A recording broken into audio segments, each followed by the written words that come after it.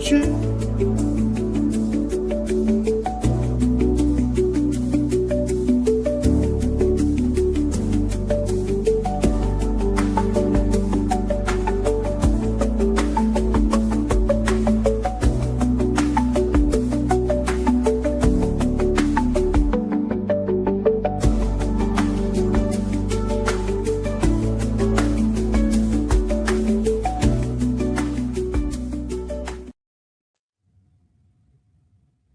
There, we're palate cleansed. What was that, Cliff? I said we are now palate cleansed. We're palate cleansed. Good evening, everyone. Hey, it's Rich Davis with your man Cliff on Comics up there. And then we've got Maker of Moments right over here somewhere. There he is, Mitch Halleck, producer of Terrificon and Connecticut GamerCon, here to give you the inside scoop on the 2026 convention. How are you tonight, Mitch? I am fine and dandy. I'm fat and happy. What more could I want to be? I'm with two of my favorite people on the East Coast. Woohoo! On a Friday night after 8 o'clock. I know. It's amazing. I'm going to drill it down even further. Mitch actually said hi to me at the 3 Minute in a Basement swap without me having to hunt him down. No, because I wanted that big giant bear hug. I'm like, come on, lay it on me, brother. And you pick me up and you squeeze me like a Heimlich maneuver. Because we know how much you love a good hug. To it. So glad. I am. That is funny, Mr. Davis, that you say that, because this weekend there was an event celebrating the 66 decades of my birth, and I had to take a lot of photos with people and a lot of pats on the back and a lot of hugs and kisses. And you can tell, if you know me, that I was very tightening up there, tense. Just get the picture. Hurry up. You listen, for most of your pictures, you did a pretty good job. I do that smirk. I do think the presence of Fudgy the Whale was really helping. All my life, I dreamed of Fudgy the Whale. We didn't have money. We didn't have a lot of money when I was a kid. We didn't have any money. But I was always dreaming of that Fudgy, because I saw those commercials, man. I saw the Cookie Puss. I saw the thin ice cream for your fatty fat friends. That Tom Carvel, he didn't care whose feelings he hurt, that son of a bitch. But I saw that Fudgy the Whale as a kid. I think I even had a stuffed Fudgy the Whale like toy at one point, but I never had the cake. And I saw that and I said, I want one of those. For a whale of a dad, I think it was going for a whale of a guy. That was the tagline. Yeah, it was for a whale of a guy, right? Because I wanted Fudgy the Whale as a kid, and I'm a January 1st birthday baby, right? And so people are not usually thinking ice cream at winter, but I remember the first time that my parents got it. It was so exciting, and of course it's got the cherry nose, so I'm like, I want that. And it was funny because it was just a little bit smaller than we had pictured. Yeah. Right? Yeah. So I noticed that too. Then when Fudgy went through a growth, when enough people complained that it might not be quite big enough, and then of course it kind of just became a piece of Carvel history. And then we started getting other ice cream cakes, because it's like, okay, well, now that we've enjoyed Fudgy the Whale, let's expand our ice cream cake horizons. And it's so funny because so many years of my life, it's been ice cream cake. But I love Fudgy the Whale. I love it. And I know people who make custom Fudgy the Whales now. What? Oh, my God. You got to give me their names afterwards. Because let me tell you. So I finally got to embrace and enjoy my fudginess. But they were one of the guests there was reading a little speech about, Mitch is a great guy, whatever. But anyway, my Fudgy was sitting there on the table. And it's very warm now. We're in summer months now. And I was watching the Fudgy become Fudgy the milkshake. It was like slowly melting. And I was getting hives. I was like, could you hurry this up, man? Because I want to get my Fudgy while he's still firm. Oh, my God. Because they had 2 Fudgy the Whale cakes, and they had 2, sheet cake, rectangular cakes, all ice cream, because ice cream cake rocks. And no, they were all gone. You could have had a bowl of sort of chocolate soup with some crunchies in it. That's what it ultimately became, unfortunately. Because I remember as a kid, we did adventure into the world of ice cream cake, not the Fudgy though. And I do remember my dad. I think everybody's dad had. We had these steak knives with the wooden handles, you know. And I remember you're supposed to leave the ice cream cake out for maybe 20 minutes. 20 minutes, 2-3 hours. We don't know because sometimes it's frozen very hard. And even still, 35 minutes max. I have become a master of this. Well, now you know, but all I know is my dad 38 years. He had no patience, and I remember the blade being snapped as he was trying to cut through that fudgy the cake, and we're all terrified. And there's a piece of metal in there. And my mom's like freaking out. We had to like. And your dad grabs the hammer and hammers it through. Yeah, no, I swear to God, you would take the knife, and it was like a chisel and like a piece of marble, and you'd do that, and you'd move it back and forth, and you'd carve out a piece of ice cream cake, and then you'd go to eat it, and it was so hard, you're like, oh, freeze my insides. But anyway, we're not here to talk about the dangers of the Carvel ice cream cake. Yeah, this is terribly exciting and entertaining. We're here to talk about the magnificent Terrificon. But right before we do that, Mitch, you are also responsible for Connecticut GamerCon that just happened just a short time ago. March, actually, what is it today? The 12th. So what was that, 3 months ago? April, yeah. May? Yeah, about 3 months, 4 months. Can you tell us any of the highlights from Connecticut GamerCon this past year? You want me to die, don't you, Rich? But okay. Why? Was there a certain guest there that Cliff wanted to see? I don't think so. But I think that when you have a guest on, you have to promote all their projects. No, that's fine. I feel like we should promote their upcoming projects. Well, we will, but he can give us 5 minutes for Connecticut GamerCon. I don't like it when why? I don't like it when mom and dad fight. It's over. It was very successful. It was the second largest one I've done, and it was good. There you go. I want to tell you. Were you there? I'm sorry, I don't remember. Someone is very fond of you. Oh my God, I'm struggling to remember who I'm talking about. Is it male or female? Male. Rich Davis. Previously worked on many comic books, many Marvel comics, and he was at Connecticut GamerCon. Keith Williams. Keith Williams. Yeah, okay. Yeah, okay. Keith Williams is very fond of you. Thinks you put on a great show. Very nice man. Treat him very kindly, very respectfully. Which he's noted. Which he's noted is exceptional when it comes to con people. That there's specific cons that he regularly attends just because they treat him with the appropriate level of humanity. I was raised correctly. I can't speak for other convention promoters that might have been raised by wolves, but I had good upbringing from Mr. and Mrs. Mitch Halleck of West Haven, Connecticut. They taught us right, and so did the Catholic schools that we attended all our lives.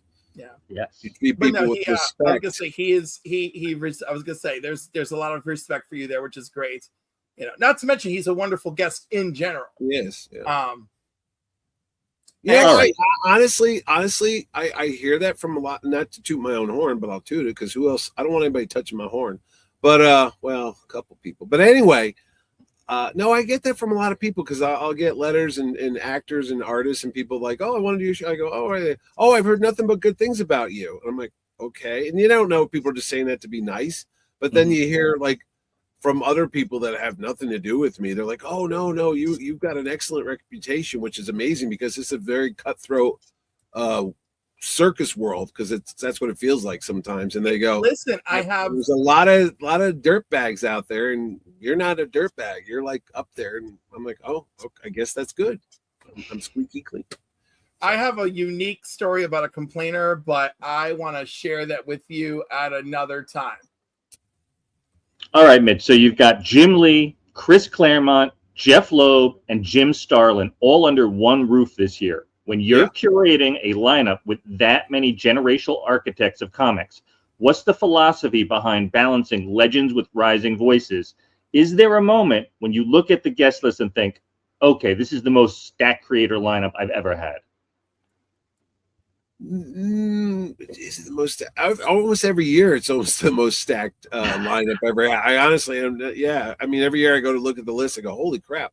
There's a lot of legendary folks here.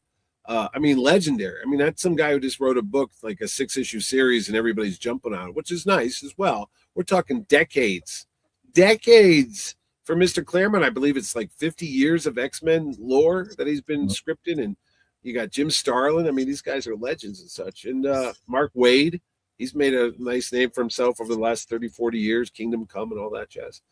Jim Lee was a baby when he started. Jim Lee, yeah. I was just thinking that today because he, if memory serves me, he's the biggest selling comic book artist of all time because X-Men 1 by Chris Claremont and Jim Lee. I think it sold like, 7 million copies or something? The one that had the multiple covers. We all had like all 4 or 5 of them back in the 90s. It's 35 years ago this year. In 1991, that X-Men 1 came out that Jim drew. And actually his inker, Scott Williams, who's going to be at the show. This is a rare opportunity because not only did he do the X-Men 1, but he does all the Jeff Loeb Hush stuff with Jim. And I've even got the colorist, Alex Sinclair, there. So it's a kind of completist dream. Like you can get the entire staff. You get the artist, the writer, the inker, the colorist, all on your book if you want to get all the signatures and such. Listen, you've accomplished something that only CGC has accomplished. No, did they do that once before? They've assembled them for private signings, but you've assembled them in the flesh. Yeah. No, it's just I try to balance it out. I try to make sure everybody gets their moment. I did the floor plan already, and I'm like literally positioning people, anticipating lines, like who's not going to cut this guy off, and where can we wrap the line around here, and how are we going to stage this so we don't have like too many people at one time. But it's a job, and it's good to have because I like all these people. I've told you before, it's very selfish for me because I like all the artists and writers. I book the people that I know that I grew up reading, and I still read every week. There, I don't know if that answers your question. It partly answers the question, but I think that you do lots of secret, semi-obvious and less obvious collaborators, right? Like whether you intended it or not, but I have a feeling you intended it. You have a Masters of the Universe collective, right? With Tim Seeley. Right, Tim Seeley, Dan Fraga, Bart Sears, and Paul Kupperberg created Battle Cat.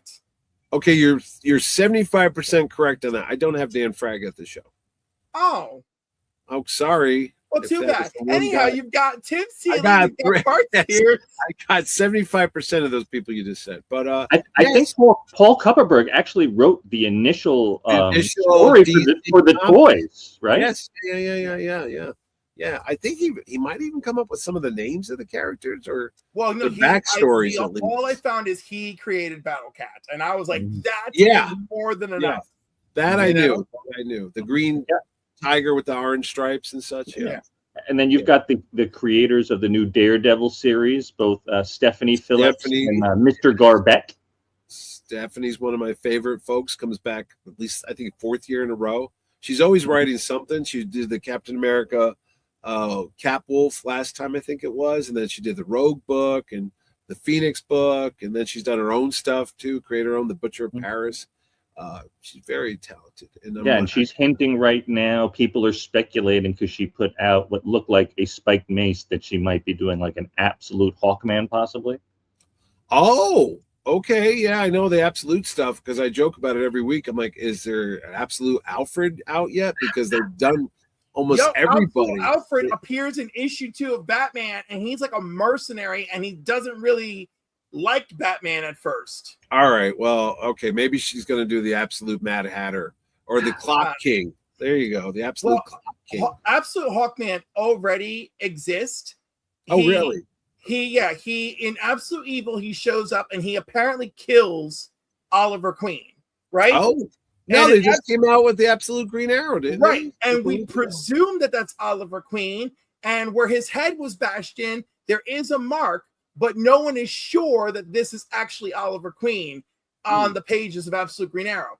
Then you know what? Hawkman showed up in Absolute Superman to challenge him and say, I don't know why you're working against these folks. Why don't you do your work for them and do your work from the inside? And he's like, what are you talking about? Like, Ra's al Ghul is awful. And like, why would I want to team up with him or any of his ilk.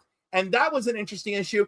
And Hawkman was kind of like side by side with Superman, trying to convince him, oh, you could do more good. You could be a hero, which is funny considering what you did to Oliver Queen, buddy. So for the readers, Absolute Hawkman is still quite bizarre and mysterious. Okay.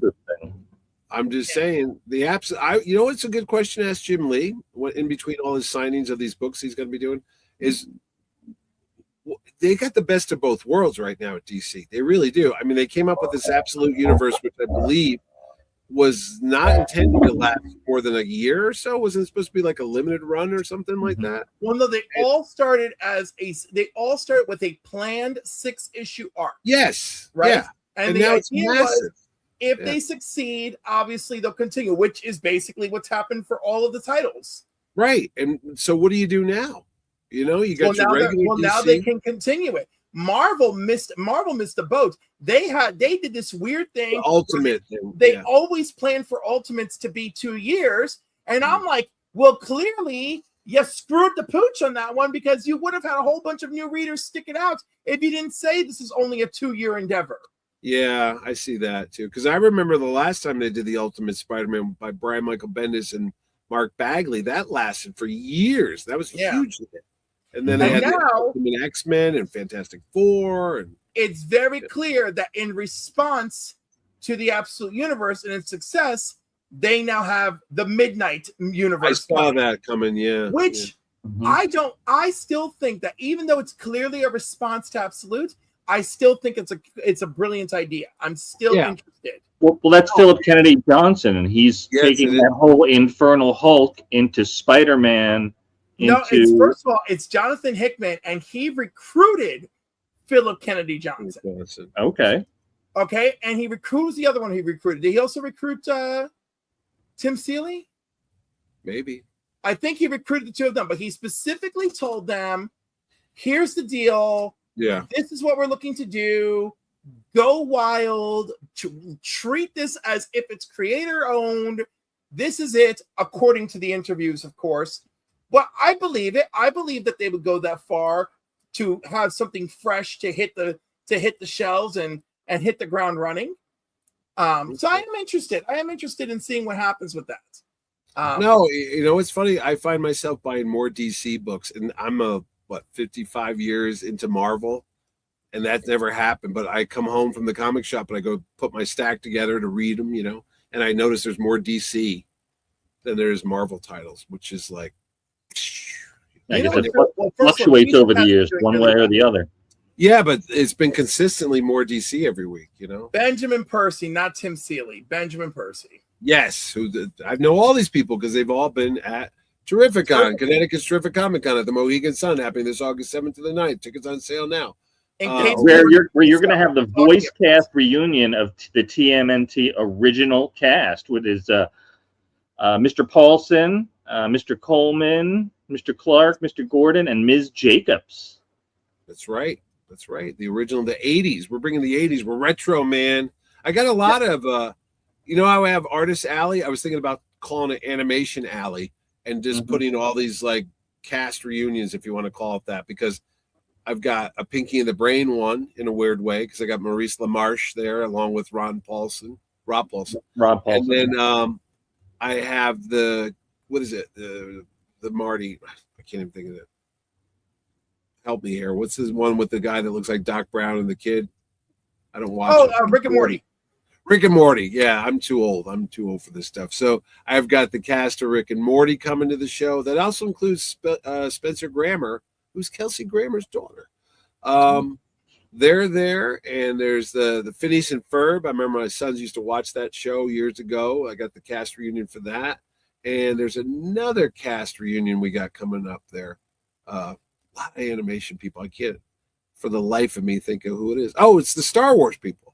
I got a lot of Star Wars guys. I got the Clone Wars, D. Bradley Baker, who's like on 1,000. He's even Eagly on the Peacemaker. He does all these different voices. He's all the clone troopers. I've got the kid from Rebels, which Ezra Bridger, the voiceover of that actor. I've got Asajj Ventress, who is a bad Sith agent, whatever you want to go, two lightsabers. and there's another fellow too. So yeah, there's a and you got Timothy Zahn. Who? Timothy Zahn, Star Wars. Speaking of I got authors. I got Timothy Zahn, who created the Heir of the Empire, which ties into a lot of these stories with Admiral Thrawn. And Heir to the Empire right now is just on fire because I know you've got the nostalgia people. You've got people who want to hear about it. Well, there's these guys making these AI videos that I keep AI watching. videos out of it. It's insane. I know. I'm like, oh my god, this is better than the movies they made. That part is pretty dangerous and awful. Yeah, right? I know. Because it's like AI is the devil, but I watch these Star Wars things because I love the original Star Wars. There are so many people who are praising that AI Timothy Zahn remake because, of course, the AI is actually using the script. Well, that's what I said too. I said, in a way, you hope that the guy gets compensated, but I don't know how that would work. But I'm just saying the story is so good in the written form, and then they made the comic book version. So now this is kind of like a live action, if you will, like almost a video game type of thing. So of course it's good because the source material is great. I mean, how could it not be? So, but anyway, Mr. Zahn will be there. Another author, John Jackson Miller, who did some Batman 89, Michael Keaton Batman. He just did 2 novels of sequels to those. If you want to read those, they're really good. But he's also done a lot of Star Wars, even Indiana Jones. He's done a lot, John Jackson Miller. He will be at the show as well. And I was going to talk about the fact that, I also have the Tick in both forms. The live action, and apparently I have the voice actor, Tim Townsend, I believe his name is. Or no, I'm Coleman. You mentioned. You have 2 out of 3 ticks. I have 2 out of 3 ticks. That's great. 2 out of 3 ticks. I'm like, yeah. Wow. And somebody said, should they do a photo op together? I go, I don't know. Should they? And Warburton's on a lot of cartoons, actually. He's on The Family Guy, I believe. American Dad. Yeah. He was in the what was The Emperor's New Groove? Was that the movie? The Disney picture? Yeah. Yes. He was Buzz Lightyear on the cartoon version, not the Toy Story one. My kids used to watch that. You have some interesting pop culture icons this year. You've got Priscilla Presley and Leah Thompson. Wow, Leah Thompson from Howard the Duck. Yes. Oh, wait, she did other movies too? Yes, from Back to the Future fame, of course. But Priscilla Presley, because as we all know, Uncle Mitchie's a fan of the King of Rock and Roll. Elvis Presley fan, and this is as close as the King you'll ever get because unfortunately he had to go back home and he left us back in 1977. That's right. And he wore a Captain Marvel cape. He did. He loved Captain Marvel. Shazam was his favorite guy. He loved Captain Marvel Jr. He did. His little his look was inspired by it. That little lightning bolt, that taking care of business, that was inspired by Captain Marvel Jr. The capes that the King would wear, the little half capes, waistcoats, whatever you want, waist capes. And what did Jerry Ordway do with this information? What did Jerry Ordway do with this information? In Power of Shazam, he made Captain Marvel Jr. a fan of Elvis Presley. Yes. I will. And you talked to Jerry quite a bit. I was just with him like 3 hours ago. We went to go see that new Spielberg movie this afternoon. Did you like it? I went to see the new Spielberg movie this afternoon. Okay, but did you like Masters of the Universe? I didn't see that. Oh my God. Why? Because I'm too old for that. Why are you too old for that? You have 4 or 5 Masters of the Universe related people coming to your show. All right, fine, Mitch. Sorry, I was graduating. What year did it come out? 82, 3? I was in high school. Yeah. All right, I get it. I understand. I didn't see the Turtles either, buddy. I didn't watch any of this stuff. It's fine. We can love people in capes and. I had Land of the Lost People. I didn't see you yelling at me. You didn't know who they were. I know what the Land of the Lost People are. Right. Well, you weren't there when they were on every week. I was there. I watched them in reruns every freaking day. Reruns? I was there on the front line. It doesn't matter. It still counts. It still counts. All right. The crystals, the little girl's future self talking to her in the cave. Okay. The Slee Sack, the Chaka the Monkey Boy. I know it all of that. All of that. I was there for all of it. All right. Whatever. I'm sorry I didn't watch the He-Man movie. Okay. All right. Well, you have a lot of people didn't. I saw the box office numbers. Right. Go see the movie. It needs us. And it's good. Grogu needs me. I saw that 2 or 3 times. I'm supporting the Mandalorian. Yeah, I still haven't seen that one yet. Team. This is the way. Are you gonna go see Supergirl?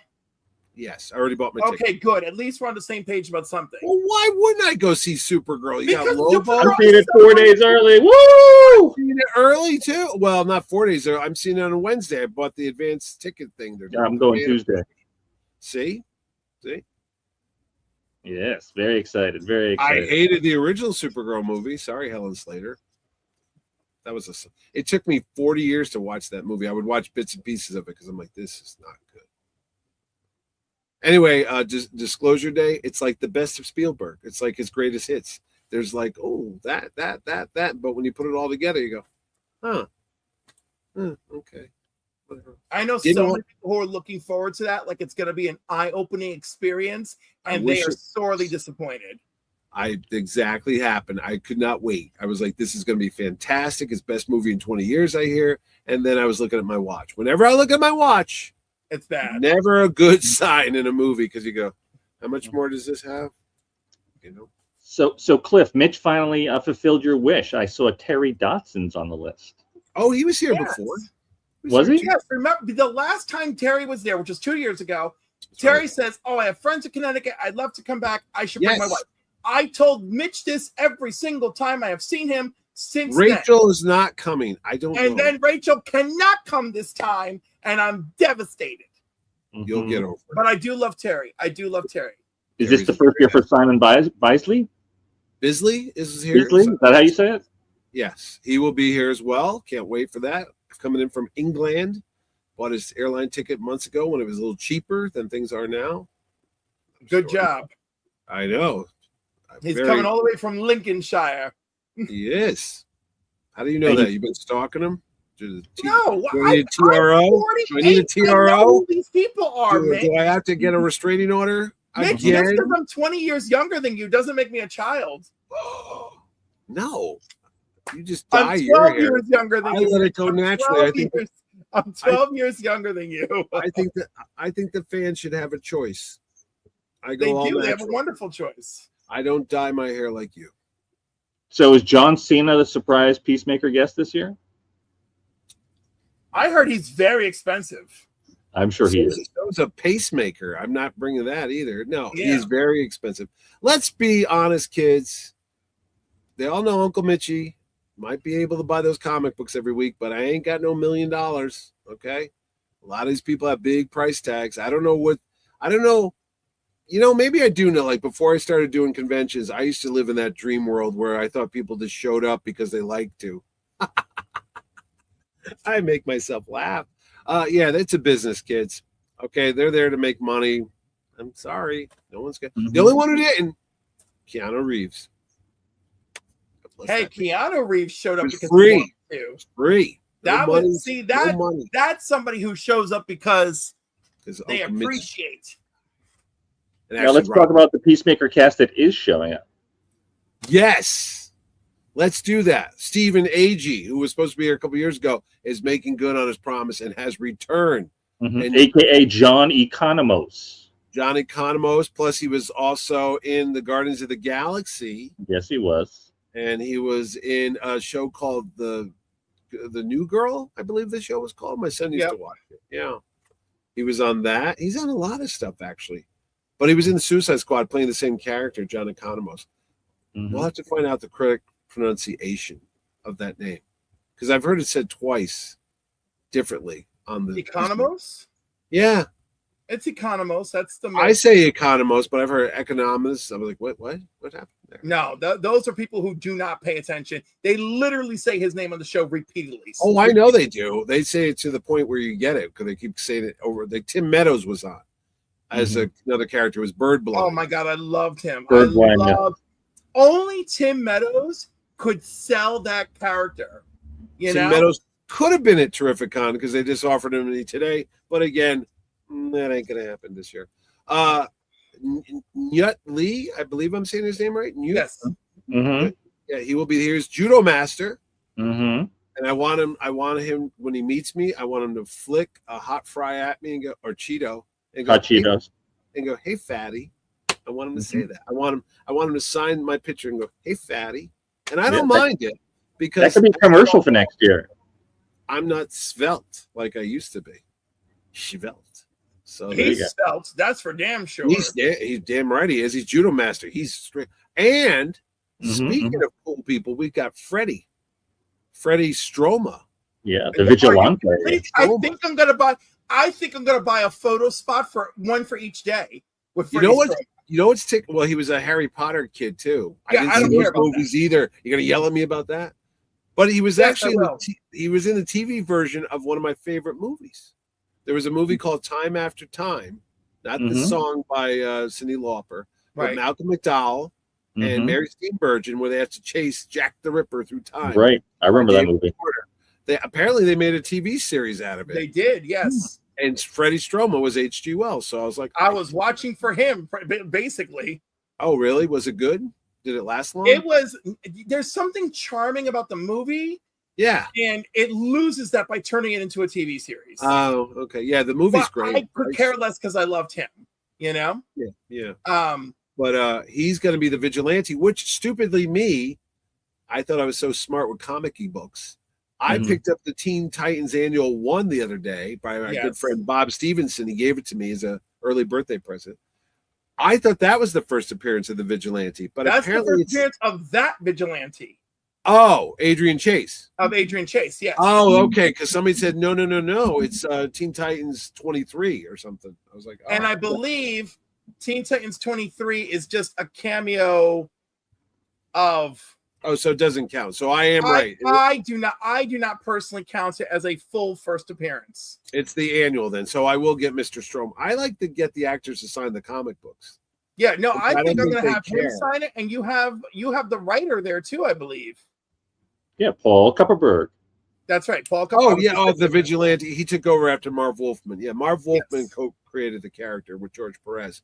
But then not only did Paul write it, Paul put an end to that guy. Yeah. Yeah, it's pretty sad, but Paul did it. Paul is very different character. Paul's the Grim Reaper of comic characters. He's got a long, deadly list. Yeah, killed that Aqua baby. He unalives a lot of guys. That was Michelini. No, that was Paul. That was Paul. Adventure Paul Comics. Killed Aquaman's kid? Yes. And then Michelini wrote all the revenge stories? Yeah, I guess. I just remember I had that cover where Aquaman's standing by the tombstone and mirrors in the background like, you killed our son, you son of a bitch. I don't think she said that, but the intent was there. But yeah, Paul's evil.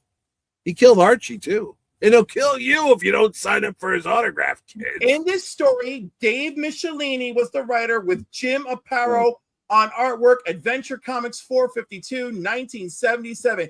Michelini is the man, and I've interviewed Paul, unless he's lying. No. Do I have to touch you with my Loki pokey stick? Come. Listen, Paul will beat you, Cliff. No, he won't. Where are you? Yes, Cliff? he's small, but he's spry. He's wiry. He is he's a little wiry bastard. He is. We'll see. So in addition to the Peacemaker cast, Mitch, this year you have some of the Sons of Anarchy cast, including Hellboy star Ron Perlman. You got that right. This is not the that's not the Hellboy fist. Not the Hellboy. But imagine, if you will, dear the viewer, Hellboy fist. This was like red, like your son made that year back in the old days when we used to do the one-day shows. Ah, good memory, Mitch. I remember that. It was a very nice costume, little father-son bonding action. But yet, Mr. Ron Perlman will be at the show. Also from Beauty and the Beast fame back in the 80s when Cliff was just a mere baby in diapers. Right? Might be a baby in diapers right now. Baby in diapers. I was a kid running around. Well, without pants on, obviously. So anyway, Ron Perlman will be there, and he's bringing Theo Rossi with him, who was on Luke Cage. Yeah, and Mr. Riviera is there too. His first name is escaping me at the moment. What is his first name? I don't know. Go look it up, kids. Go to Terrificon.com and see what Uncle Mitchie's 60-year-old memory can't recall off the top of his head like he used to. You know who else is coming from Luke Cage? Who? Fred Whaley, who was in Pulp Fiction. Or Frank Whaley. I just announced him. Yeah, I was going to say. I'm sorry. Yeah, Frank. He was the guy that... passed away. Didn't he have a problem with the Kahuna Burger? Wasn't he one of the? Yes, he had the Kahuna Burger, and then they ended up getting Marvin because they killed him. And of course, that would be our great Phil Lamar, who has been at the show at least 2 or 3 times, I think, by now. 3 times. Phil was here 3 times, yeah. But anyway, he of Pulp Fiction fame and Career Opportunities, which is making the rounds, is that little animated meme. Anybody got a quarter? So he was the guy in that movie, and lots of movies actually. He will be there as well. I do have breaking news. I have a new guest that I haven't even made the graphic for because I just booked her tonight. Not announced yet. This is at first. Beep, beep, beep, beep, beep, beep, beep, beep, beep. By the time you put this on, it'll be like 3 years after she's here. Her name is, and again, I'm not good at all this stuff because I'm old. Samantha Scafidi. She's in those Terrifier movies. Do you guys watch those?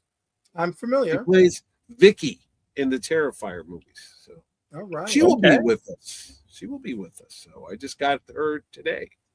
Who else is coming? Patrick Warburton, Ron Perlman. There's somebody. Oh, Dietrich Bader of the Batman Brave and the Bold fame. How could we forget Mr. Bader with that deep voice like that? Hey kids, I'm Batman. What was it? The 2 Fists of Justice or something they used to call him? The Hammers of Justice. The Hammers of Justice. Yeah. And he was also Rex Kwon Do in Napoleon Dynamite. And he was in a lot of cartoons like Surf's Up. Did you see Surf's Up with Shia LaBeouf? No. Okay. Yes. Aquaman number 57, released in September of 1977, follows up that issue of Adventure Comics with Aquaman going straight after Black Manta. Black Manta, yeah. And also written by Dave Michelini, also the first 35-cent cover issue of Aquaman, also the first issue of Aquaman since 1971 is Aquaman number 57. There you go. Why would you go anywhere else? We don't know. Right on. So talk to us about more guests, Mitch. You have literally hundreds of guests that are coming this year. On maybe 20 or 30 of them. I give everybody their day in the sun. People go, hey, how come I haven't been announced yet? I go, because I do what I do, and I do it very slowly and methodically. Everybody's important. Not everybody might be writing the world's #1 selling comic, Hush by Jim Lee, or X-Men 1 by Jim Lee, but they're still important. And I roll people out every day. I put a new picture up almost every day. And whether an artist, inker, colorist, writer, everybody gets their moment to shine in the sun at Terrificon. At the Mohegan Sun. So, yeah, I do have lots of people. A lot of old favorites will be there as well, like Jerry Ordway, Walt Louis Simonson, Jim Starlin, Al Milgram, a lot of folks that you've seen over the years because people want to see them. Dan Parent, Scott Hanna. I mean, people are like, oh, I love that guy. And if they're not there, there's like a vacuum. They're like, hey, where is he? Because they expect to see certain people every year. It's like, imagine if Ordway wasn't there or Paul Kupperberg, you'd be like, where's Paul? But they're part of the family. They're part of the show. Exactly. Yeah, and I love that. And you announced someone who recently is currently making news because he made his own announcement. You have Tyler Mane, who was Sabretooth in the X-Men, and he was also Michael Myers. He announced the other day that a diagnosis of breast cancer, and he is trying to make people aware. And I turned around and I heard that, and I did a nice promotional piece for him as well. And he actually got back to me on Instagram and thanked me for the piece. And he said that he's going to kick cancer's ass. I hope he does. Love that. Awesome. Yeah, and that's good on you for doing that, Rich. And all the best to Mr. Tyler Mane. Hopefully he does rip cancer's face off like Sabretooth would with his claws and such. Yeah, but he will be there at the show. Now, you mentioned Walt and Louise Simonson. Now, over the years, you have now developed a friendship with them. You have even gone to their houses. What do you discuss when you go to Walt and Louise Simonson's house? Not to call the police, because I wasn't breaking and entering. I swear the door was unlocked. I was invited in like a vampire. These were invite situations, not you just dropping by. No, I just didn't show up on their front lawn like some people accuse me of doing. Right. Idiots. But that's what the internet is. But anyway, no, we talk about artwork if you really want to know. Not Thor. I don't sit there and bodge with them about Thor or Louise, even though Louise wrote or was part of many of my favorite Star Wars comics back in the 80s. Ron Frenz would write some of those books. Ron Frenz will be at the show. I mean, draw some of them. And Louise was on those books as well, along with a lot of other people. But Walt's got an extensive art collection, and he shows me his illustrations. They're not all superheroes. There's, a lot of famous artist stuff, covers of magazines and things like that. Mm-hmm. And that's what we do. We talk about art. We talk about books. He likes a lot of mysteries. Robert B. Parker, Spencer for Hire stuff. He likes that stuff. And I mean, I don't really talk about comics with people. I would go when Jim Starlin. I've been at Starlin's house. I don't know. It's kind of like me when people want to talk to me about the convention, and you kind of get annoyed. But I'd much rather talk to you about why you haven't read all of Power of Shazam by Jerry Ordway, because it's amazing. I think I've read it several times. And you missed out on the Captain Marvel Jr. thing? Hey, man, I got hit in the head with a brick today. I don't know who you are. I don't know what's happening. No, it's been hot the last couple of days. We're all a little cloudy.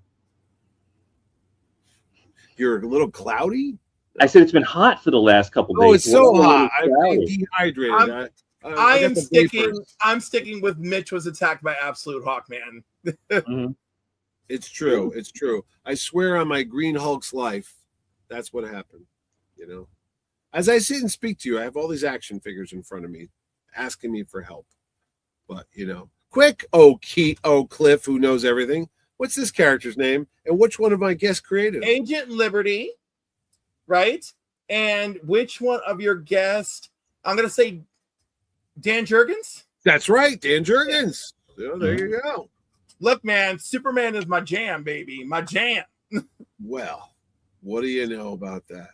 And speaking of creators, here's a character, maybe a Western version, but which one of the people at my show worked on him? Deadpool? Mm-hmm. This year? Yeah. This year. See, that's the problem with announcing one guest at a time. This one was announced months ago. And he's got the same first name as a famous rock singer. And his last name is Nice. Senza. Oh, Nicieza? Right. Nicieza's going to be there? Fabian? Did you say Nicieza? Fabian Nicieza? That's my problem. I started announcing these people like back in January, and now that's 6 months ago. I have to go back and reiterate so people remember. Like, they remember Jim Lee, of course, but they don't scroll down and see all the names on the. Oh, wait a minute. He did announce that guy. Yes, Fabian will be at the show. He hasn't been back in years. That's David nice. I'll be able to introduce myself. He told me that to hit him up in the fall for an interview. David Finch, Arthur Adams, Klaus Janson, Tom Derenick. The list goes on and on. More stars than there are in the heavens will be coming your way. Bart Sears, Tim Seeley, Mike Norton, who worked on a book they called Revival, which they made a TV series out about zombies. Yeah, they did. Scary stuff like that. Mike Norton of the Battle Pug fame. Very fun book there. Chrissy Zulu and her lovely husband, Chris Zaminga, will be there. Chrissy of the great variant covers, lots of times featuring animals, very cute. And those like kitty ones, they did like the Valentine's Day and the Christmas ones. Like what if the DC heroes were little cute kids? See those. You'll know the covers if you see them. But Charles Paul Wilson. Do you know who he is? He's been there a couple times. What's good? A lot of new names. Notice that. Chris Campana, who to me he's been at my show for like over 10 years, but he works for the comic folks now. He got but he got his gig with Marvel through Mr. C.B. Cebulski, who will once again, editor-in-chief of Marvel Comics, will be conducting portfolio reviews. And over the years, he's found some new talent right here under the sun, the Mohegan Sun in Connecticut. So that's always a fun thing. Now, is he still the editor? Because I thought Marvel announced that Brad Winterbaum was taking over for Marvel Comics. They had a lot of like structural changes in the corporate hierarchy, but CB is still there. Editor-in-chief, yes, sir. Okay. I just talked to him the other day too. I talk to everybody. They can't stop. I know you do. Calling me on my phone, but they do. And I like I said, I don't know. I mean, it's a huge show. You know what we have this year? This interactive thing. Mm-hmm. You can lead the X-Men. That's right, X-Men 97, the famous cartoon, the animated X-Men that so many people loved. We're going to have 13 life-size statues of each one of the characters, from Jubilee to Magneto to Cyclops to Wolverine, all positioned. And there's going to be an empty chair in the middle. And you, dear person out there, could be Professor X and say, "To me, my X-Men," and get a photo op with that stuff. How about them apples? That's pretty nice. Cool. Very cool. Like that. That's the first time. It is the first time. And you'll see that. Where? At Terrificon, Connecticut's #1. August 7th, 8th, and 9th. That's right. And then we have to say 7th, 8th, and 9th because I did put August 7-9, and some people actually thought it was just Friday and Sunday. Folks, you got to understand something. It means 7th through the 9th. I know it's a little confusing. That's what the dash is for. There like it is. Batman. It doesn't mean bat and all the different animals that go there before he becomes a man. That one's his name. Batman. Hyphen in the middle.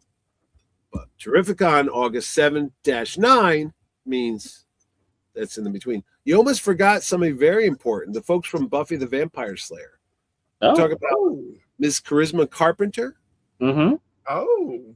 And Mr. Brian Thompson, who's not only been on like every show possible. He was the bad guy in Cobra. He was on Deep Space Nine. He was on Star Trek. He was on Voyager. He's been like on everything. He was on Buffy the Vampire Slayer. He was in, I think it was Mortal Kombat the first time they did it. He was on the X-Files. He was that big alien guy that would show up with the black oil in their eyes and stuff. He will be at the show. Many people. Dan Jurgens, I'm looking at some of the people popping up there right now. Priscilla Presley. Look at that. It's crazy. Animation sensation. You know? My good friend Jim Lee added a day. Jim Lee added a day, and I haven't posted it yet, but Scotty Williams, his longtime inker, has also added an extra day. So he'll be there now for 3 days, Friday, Saturday, and Sunday. So go out and get stuff. I think a lot of people don't realize that Jeff Loeb has been responsible for a lot of nerd culture TV. Jeff Loeb was creator of Teen Wolf, wrote the movie Commando, I believe, with Arnold Schwarzenegger. Or was he involved with Predator? Was that him? I know he was a Schwarzenegger movie thing. It might have been Commando, I believe. But he did a lot of television work. You're right. And in fact, he was the executive producer on those Netflix Marvel shows. Daredevil, Luke Cage, Jessica Jones, was it Iron Fist? Yeah, he was the man behind the scenes. I think the Agents of S.H.I.E.L.D. he might have had something to do with that. Yeah. So Jeff Loeb will be there, other than writing those fantastic comics with the late great artist Tim Sale over the years.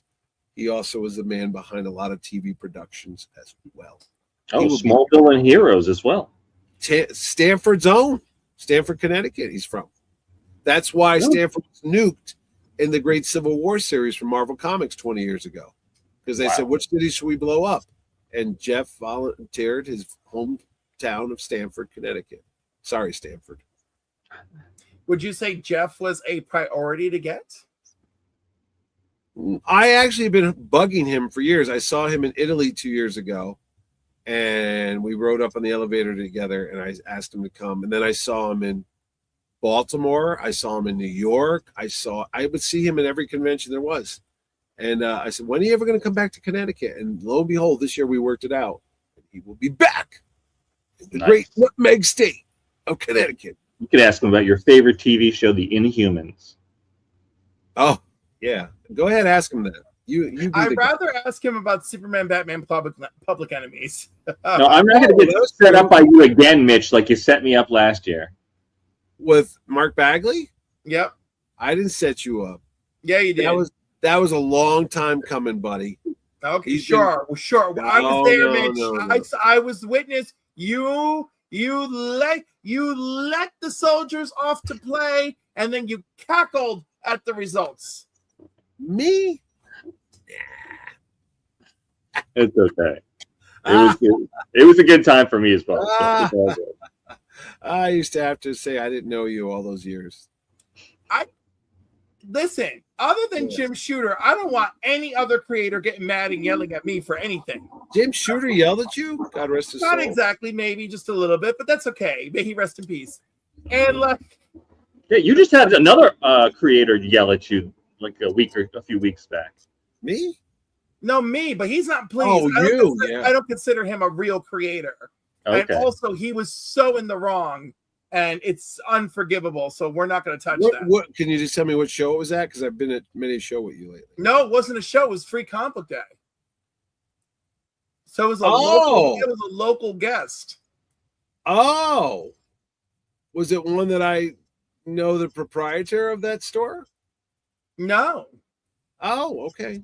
I mean, I'm pretty sure you've met the owner of my LCS, but you don't know him like you know what's his name in Harriman. Franco? Yeah. No, Franco would never yell at you. Yeah. No, those guys are lovely. They'll be at the show. And what was shocking about my situation is that this guest is typically lovely. And then there were some things said that were very inappropriate that I really didn't appreciate, and so they're dead to me now. I'll tell Jerry Ordway you said that. No, I love Jerry. I love you. He doesn't. I've met him multiple times. He doesn't remember me. I don't care. I love him. Love him. Love him. Oh, Carl, who could forget you? Exactly. How is old Jerry doing? Jerry's fine. I can't tell you where he is right now, but he's going somewhere fun right now. Oh. That's all I can As long as he's in shape for Terrificon. Oh, he'll be fine. No, he's fine. He's almost. I gotta tell you, this is quite the show. I'm really struggling with what this right here. Yeah, your Terrificon show. I'm really struggling with, what autographs am I getting? What am I doing? How am I doing it? You got to pace yourself. You got to pace yourself. Yeah, it's pretty bad. I did get a nice Airbnb. Yeah, so I'm, so that I could split 4 ways. So thank God. A lot of people are doing that. A lot of my vendors are doing that now. That's a thing. Yeah. It's my first year. I'm gonna actually be staying at the Mohegan Sun this year, Mitch, because Heather's coming. So we're gonna. Oh, that's nice. Nice little family thing, and she is in the middle of doing her first comic book cover right now. So I'm get to introduce her to all my artists. That's right. You told me about that. We talked about that off. You were asking me my advice for things. I just got the new press passes in the other day. Oh, very nice. Brand new. They all say 2026 on them, so you don't have to bring the one from 5 years ago. I know Sharon totally yelled at me. No. That because the security guys. Yes. No, I understand. Because every year we do the credentials, and it's a very safe thing. We want to keep it that way. We have a lot of security, a lot of cameras, a lot of people watching the doors and stuff. So we make sure that way ahead of time they have the credentials and they know who's who and where they're supposed to be and where they can't go or can go. Somebody shows up with an old staff badge, it flips everything out, and they all get crazy. Well, that's why I always go right to the Sharon room. First thing. You do. Listen, I normally don't like selling out my fellow YouTubers, but Izzyverse has been complaining nonstop. Mitch is so hard to get a press pass from. And I'm like, what does it benefit him? I was like, you should be thinking about that. I was like, that's why it's hard to get one. So eat it. Here's a God's honest truth.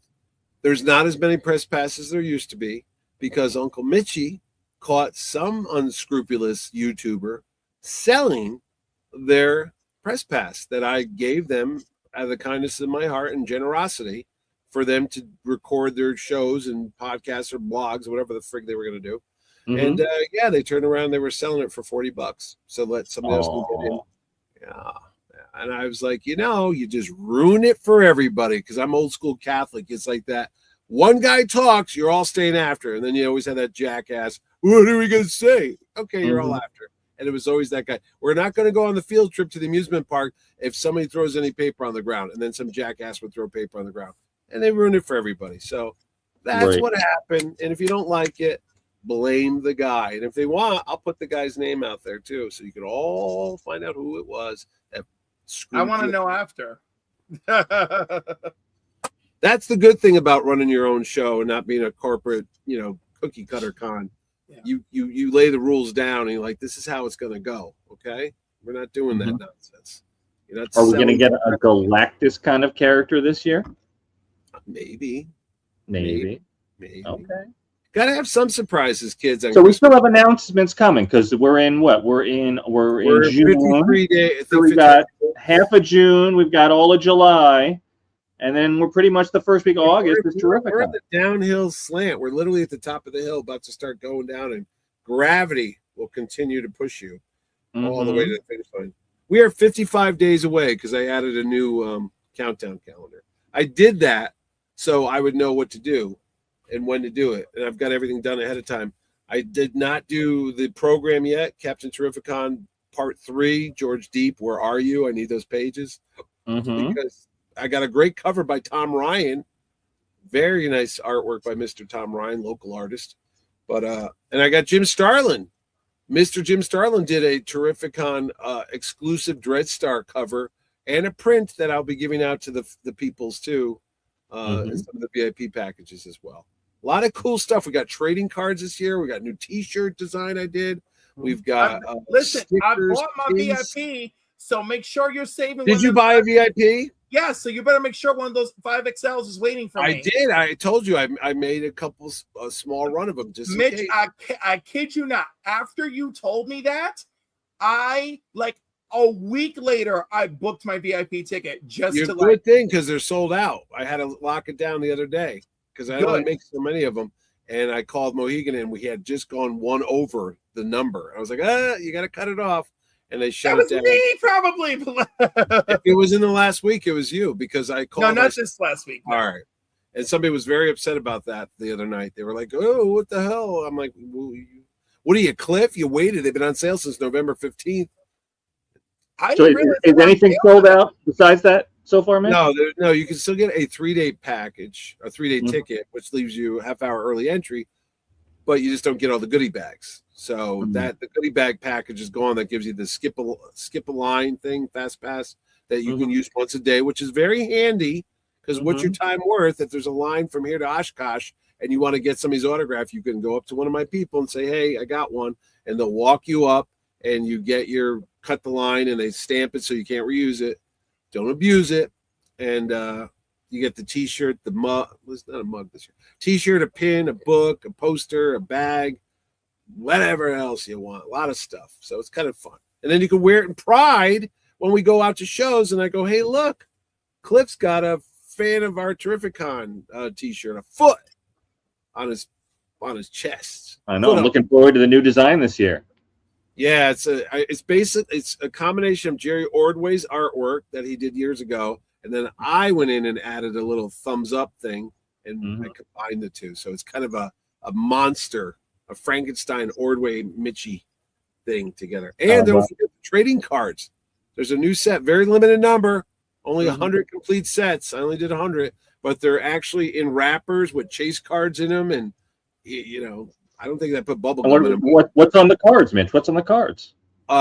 6. There's a lot of subsets, if they will. 6 of the cards are the origin of Captain Terrificon, where I took panels from the story that's been going on for the last 3 years and talked about it. 4 of the cards are like a Pokemon type of game where you have Captain Terrificon versus his bad guys, where you got hit points and 100 hit points and 20 spell points and all that stuff. That's in there.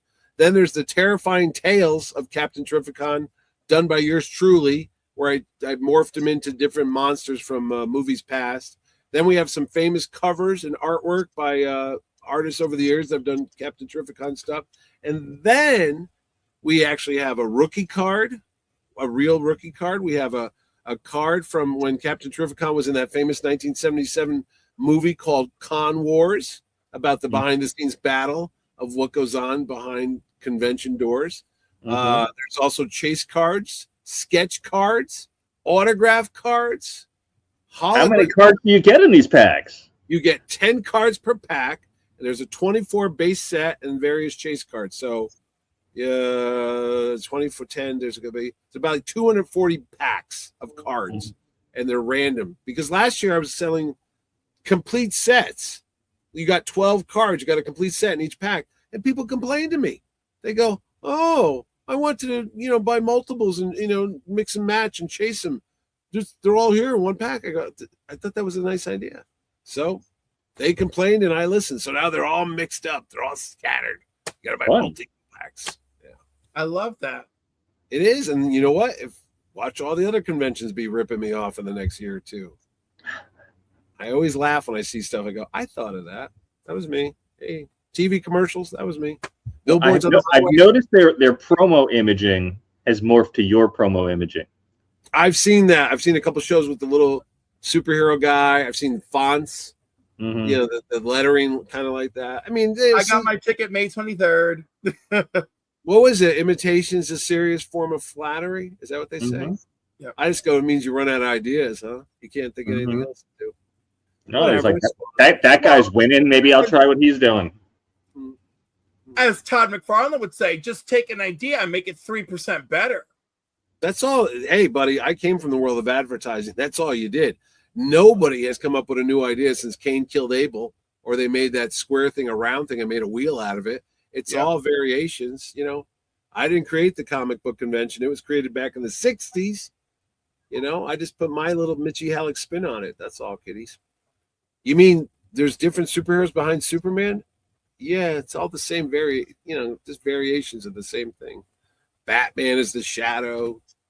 Superman's really Doc Savage. You know, it's the Moses story with the baby put on the thing. You know, it's all the same, kids. It's all the same. Mm-hmm, mm-hmm. But we love it, though. Funny. I was I didn't think of Superman as much of a Moses character, but really? I guess. Oh, no. It works. No, absolutely is. Yeah. I mean, set adrift instead of a little reed boat down the Nile River. He's put his spaceship through space. He's adopted by two people, not very wealthy people originally. Well, no, Moses became the king's son. I guess that screwed it up. But anyway, the thoughts there, kids. You know, and then he becomes a superpowered dude. Except, you know, he's got a staff and he talks to a burning bush, or instead of Marlon Brando. It's all the same, man. Mm-hmm. It's all the same. He got his bar mitzvah. Not many people know that. Superman's bar mitzvah, you know. Mm-hmm. You got the moil. You got to get the kryptonite moil. Get that little foreskin off. Yeah, you kind of cut the schmeckle. Cut the schmeckle, exactly. You want to know this stuff. Jerry Siegel, who knew? You got to know. So with Supergirl coming out, would it be in the summer of Supergirl? Who do we have on the Supergirl artist lineup? Well, that would be, kind of a stretch, but Simon Bisley, only because Lobo is in the new movie, played by Mr. Jason Momoa. Mm-hmm. And I guess Supergirl, you could really look at Paul Kupperberg wrote a lot of Supergirl over the years. Yes, he did. And last year, obviously, you had Tom King, who wrote the Supergirl, Wonder Woman, or Woman of Tomorrow. Yep. Tom's been here many a time. I rotate him out. I mean, people go, why isn't that guy here every year? Other than a few of the local staples that come out, like Jerry and Paul and stuff. But a lot of the other names, I tend to bring them in, and then I let them have their day in the sun, and then they go away. And then a year later, like Kevin Eastman was here last year, made a lot of people happy, but he's not going to be here this year.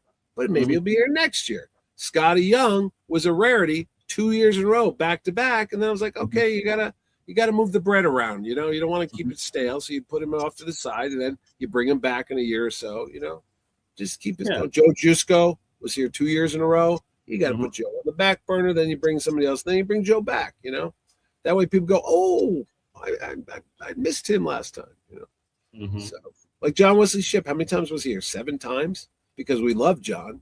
And, you know, but you rotate it out. You don't want people to say, oh, I already saw that guy, you know, but you make an excellent point.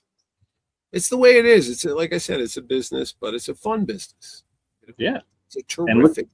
Look who your peers are that are calling you all the time. What do you mean? Now you have like all these like artists that regularly, and people that you've made friends with over the years, and these are people that you looked up to as a child, many of them, and now you get to converse with them, and they're actually your friends. Yeah, and for a guy who doesn't like to talk to people, it's even more awkward. Yeah, there you go. Which is funny, because I do feel like, to a degree, you enjoy talking with them. I enjoy talking to you, Cliff. Rich is along for the ride. Oh, I love that. He knows. Sorry, Rich. He knows I want to run my fingers through his green locks. He does. He can't wait till I die. Are you gonna be doing a fresh coat? Of course. Why would you say something that horrifying? Oh my God. I'm amazed that the hair hasn't been burned out of your head from all that green dye. I'm like, oh. Well, at this point now, I'm pretty much just doing it once or twice a year. So. Oh, okay. Well, right. Like this is brown now. Brown now. Oh, it is brown. Yeah. I bought a cowboy hat. I left in the car. I was going to start wearing that this year. You know. How's Spencer enjoying Boston so far? He's actually home this weekend. He's at a wedding. One of his friends got married, but he just moved to the Beantown? Beantown. Mm-hmm. He just moved there, a month ago? He's enjoying it. Enjoys it. Has a very nice job. Mm-hmm. Asset management. Whatever that. Yeah, he's in that young urban professional area. Yeah, I don't know. When it comes to numbers, unless it's comic book issues, I do not know. Yeah, well, you told me where he's staying, so yes, I know he's doing all right. Yeah, I'm happy for him. So am I. And then the other one is doing well too. He's down working for the U.S. government. And he's down in D.C., right? Yes, sir. Mm-hmm. Mile and a quarter away from the White House. Whatever. So oh my! I know. He walks out the door and there's the White House. It's like, mm-hmm. Okay. So, and then what else? And then the lovely Sharon is upstairs. She still has her job. Mm-hmm. I'm still doing this. Harley's well. The turtle's well. We have a turtle upstairs. It's like 30 years old. It's Yankee. Nice. Little known facts. Today's the 45th anniversary of Raiders of the Lost Ark. Mm-hmm. Not my favorite movie of all time. Everyone thinks it is, but it's not. Interesting. Star Wars would be. The original Star Wars. And that's before it was called A New Hope, when it was just called goddamn Star Wars. When's the last time you talked to Short Round? I talked to him about his new autobiography that's coming out this fall, September, I believe. I think that was about a month ago. Talked to Did you get an early copy? That's what we were talking about. Yes. Oh, nice. I said, am I in it? He goes, no. I go, I owe my comeback to Mitch Halleck in 2015 when he brought me to Terrificon. Not in there at all. He should be. Robert Wool owes me because I got him on that CW crossover that time when he played Alexander Knox. Yeah, that was me. That was me and Jerry actually sitting there because Robert Wool, the actor who played, a comedian actor who played Alexander Knox in the Batman movie. Yeah, and the he did Terrificon. He was on Arliss. He was on Good Morning Vietnam. Very famous guy. And he calls me. He says, "Hey, can you get me any more of those comic book conventions?" I said, "No, I'm not a booking agent." And then we hung up. And I said, "Geez, I wish this guy would, get like a new gig on movies or TV or something like that." And then Jerry was there, Mr. Jerry Ordway, who worked on the original Crisis on Infinite Earths, said, "Oh, he would be good on that Crisis thing that the CW is planning, where they had the Arrow and Supergirl and the Flash and Black Lightning. They all met each other, Mm-hmm. I said, that's a cool idea. And we knew Mark Guggenheim because he was once a guest at the Terrificon. He's a writer and he's also a producer of all those shows. So I texted him while we were at lunch at Colony Grill in Fairfield, Connecticut, Boston Post Road. I said, would you like to get Robert Wool to come on there? He was in the Batman movie. He goes, yeah, how am I going to get a hold of him? I go, hold that thought. And I sent him his contact info. That was on a Thursday. And on Monday morning, in the land of Hollywood, there was Robert Wool in costume back being Alexander Knox for a little bit at the opening of one of the CW crossovers. So there you go. And then when you look at the big picture, when they had that Flash movie a couple years ago where he crossed over and he met Michael Keaton and all the other things, I go, hey, in a weird way, I think we kind of played with that movie crossover thing there. That's the way I look at it. That's the way I'm going to stick with it. Okay. Did he ever call you and thank you? He didn't. I think he said thanks, but I remember they did a behind the scenes making of thing with Kevin Smith, and I watched it, and I thought for sure he was going to mention me, like, I all owe it to that little guy out in Connecticut, Mitch Halleck. But he doesn't talk that way. He talks more like this. Hey, Mitch, it's Robert. Hey, how you doing? You got me any gigs? What are we doing? That's my Robert Wool. Is there a pad somewhere or a file in the house with the stories, like from when Terrificon, when you officially retire, which we don't want to talk about, we don't even want you to consider it right now. No, so many but is there like a pile of stories somewhere where you're going to write the book of the behind-the-scenes stories of the things that you can't really tell the public now? Who would read it? The thousands of people that come to Terrificon? Maybe. That's why we're on shows like this, though, so I could tell you everything, and they could maybe download an audio version or like a text version of this or transcript. You don't need to hear from me. Oh yes, folks do love a transcript. Okay, I don't. Why? There are guest things that you haven't told on the air or on podcasts. No, there are, but why? I don't know. People make up their own stories. As I found out tonight, Cliff tells me some behind-the-scenes stories. I go, that didn't happen.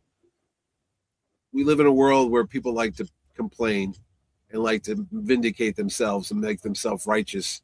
They do, but I also love that we live in a world that the strangest things can happen. You know, like oh my God, what's his name? I'll tell you a story. No, you know what? Here's a good story. I was talking to somebody about this today. It has to do with Mr. John Bernthal, a.k.a. the Punisher. Okay. In 2011, I believe it was, maybe 2010, 2011. It was 2011. It was the year Captain America came out. The Avengers was being filmed. It was going to come out the following summer, 2012. October, New York City, 2011. I am there reporting for the IndieCast, which is a podcast, and I think for WPLR, the local radio station. So I'm interviewing actors and writers and everybody for my behind-the-scene King of the Nerds report.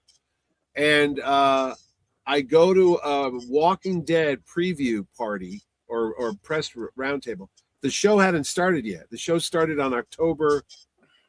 It was October. It was always October. So it was going to start on Sunday. So Saturday they had the cast and the director and Robert Kirkman meet the press and do interviews. So I was there in the room only because I wanted to meet Frank Darabont, who was the director of Shawshank Redemption, The Mist, a bunch of movies I can't think of right now, but very good writer, director, Frank Darabont. And he wrote or did direct the first season of Walking Dead.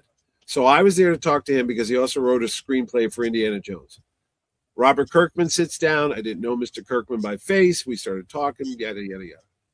I had to go to meet another author who wrote a book about Indiana Jones. So I was getting up to leave the interview. All the other reporters got up. The table was empty. Who sits down but Andrew Lincoln, a.k.a. Rick Grimes, and John Bernthal, a.k.a. Was it Sean? What was his name on the show? Shane. And nobody knew who they were. And I remember they sat down, they looked at each other, they both shrugged their shoulders. Everyone left. But being a little chubby and old and slow, I was the last to leave. And I'm gathering up my book, my tape recorder, my pencils. And I get up, and Bernthal says, "Hey, brother, where are you going?" And I said, "I'm got to go do an interview with somebody from Lucasfilm." And they go, "Don't you want to talk to us?" I said, "What's the show about?" And Mr. Lincoln says, "Oh, it's about a zombie apocalypse, and we play lawmen in Atlanta." I go, "Atlanta, Georgia?" And he goes, "Yeah." I go, "But you're British." He goes, "It's called Acting Mate." And I go, "Oh, okay, well, good luck with that." And I got up to leave. He goes, "Don't you want to talk to him?" And Bertha goes, "Come on, man. I got a mortgage. You want to promote us?" And I go, "Hey, man, I would love to, but I got this thing with this Lucasfilm, but good luck with this the Walking Dead thing. Good luck with that, guys. Hope it works out for you." He goes, "Thanks, brother." So I left, made the biggest mistake of my life, because the next night, The Walking Dead premieres, record numbers, everybody was in love with it, lasted for 10, 11 years. Craziness. That day, my little cell phone died, and I had to get picked up in Connecticut by my wife at the train station, but I was going to be late because I went to this Indiana Jones author thing. So I was going to call her, but my phone's dead. So I go back to the press room, and the door was closed for the day, and there was a bodyguard there, or a security guy. And I said, "Hey, do you mind if I go in and just plug into the power strip to charge my phone. I got to call my wife in Connecticut. Guy's like, yeah, I'm not supposed to, but yeah, you can go ahead. So he lets me in. I open the door. Behind that door, waiting to come out to do a press interview thing, was Mark Ruffalo, Chris Evans, Tom Hiddleston, Clark Gregg, Kevin Feige, Colby Smulders, and somebody else I can't think of. So the entire cast of the Avengers, which hadn't come out yet, was right there. And they all turned to look at me, and I just went, what's up? And I sat down, and I'm plugging my iPhone in, and I'm waiting for the little Apple thing to come on, like, hurry up, 3%. There's nobody going to believe me. And they're like talking amongst themselves, and I'm like, looking at papers on the table and looking around like I don't know who they are or what's the deal. And then my phone finally gets like 10%, and now I could like take a picture or do something. I turn around, and they all get up to leave to go do the press interviews. I go, oh, you got to be kidding me. So I walk out the door, and I go up to that security guy. I go, hey, where are they going? What's going on? He goes, oh, it's time for their press interviews. And he looks down at my credentials, and he sees the word press. He goes, you're all right. You're in the right place. You can just go over there. I go, what? He goes, it says press. You can go talk to them. I go, right. So I go over there, and I have nothing prepared because I'm not supposed to be there. It says Entertainment Tonight, the E! Channel, CNN, all these different reporters there with a camera guy and a microphone, and they're all there to ask you ever see those Entertainment Tonight shows, and they go to premieres and they ask the people questions and such. So I'm standing there, and there's like an empty thing on the floor, like a piece of paper where you're supposed to stand if you're a reporter. So I just stood on it. No one said anything else. Next thing I know, Kevin Feige comes down. Oh, I didn't know who he was at the time. And he had a baseball cap on, so I talked to him. But Chris Evans comes, and that's Captain America. I know who he is. Well, do you have 2 questions for Mr. Evans? And you're going to hear it somewhere. I just made stuff up like, who's your hero? Who'd you like to play? He's like, what? I'm like, come on, JFK? I guess JFK. I don't know. And I'm like, just sign this for my kid, will you? Okay, sure. So he signs my program for my son, Spencer. And he walks away. Then next thing I know, Tom Hiddleston is standing right there. And Tom's tall. If you ever met Tom Hiddleston, he's tall as a cliff. And he's a close talker. And I'm just like, oh, it's Loki. So he leans right into me. He's very British. He's like, hello, do you have any questions for me? And I'm like, and I was like blanked out. And I said, I work on a podcast about Indiana Jones. And he always looks for sacred, mythical items. If you could go back in time, what would you do? He goes, do you know what? Raiders of the Lost Ark is my favorite movie. I've seen it over 300 times. I go, oh, really?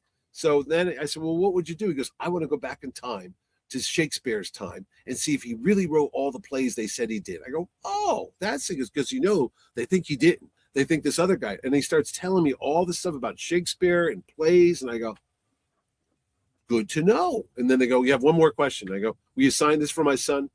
And the marker, the Sharpie, it was like a fine point one. And when Chris Evans did it, he must have jammed it because he's got the super soldier.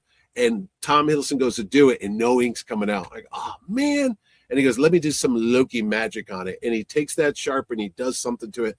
And sure enough, ink comes out and he signs it, to Spencer, Tom Hiddleston. And I'm like, this is great. So he leaves. Mark Ruffalo comes. I was literally getting the entire Avenger. Must have cost a fortune now if you went to do it. And then I got a tap on the shoulder, and it was a security guard. And he says, hey, man, you can keep asking your questions, but no more autographs. You're not supposed to do that. I go, oh, gotcha. Because these people are tired.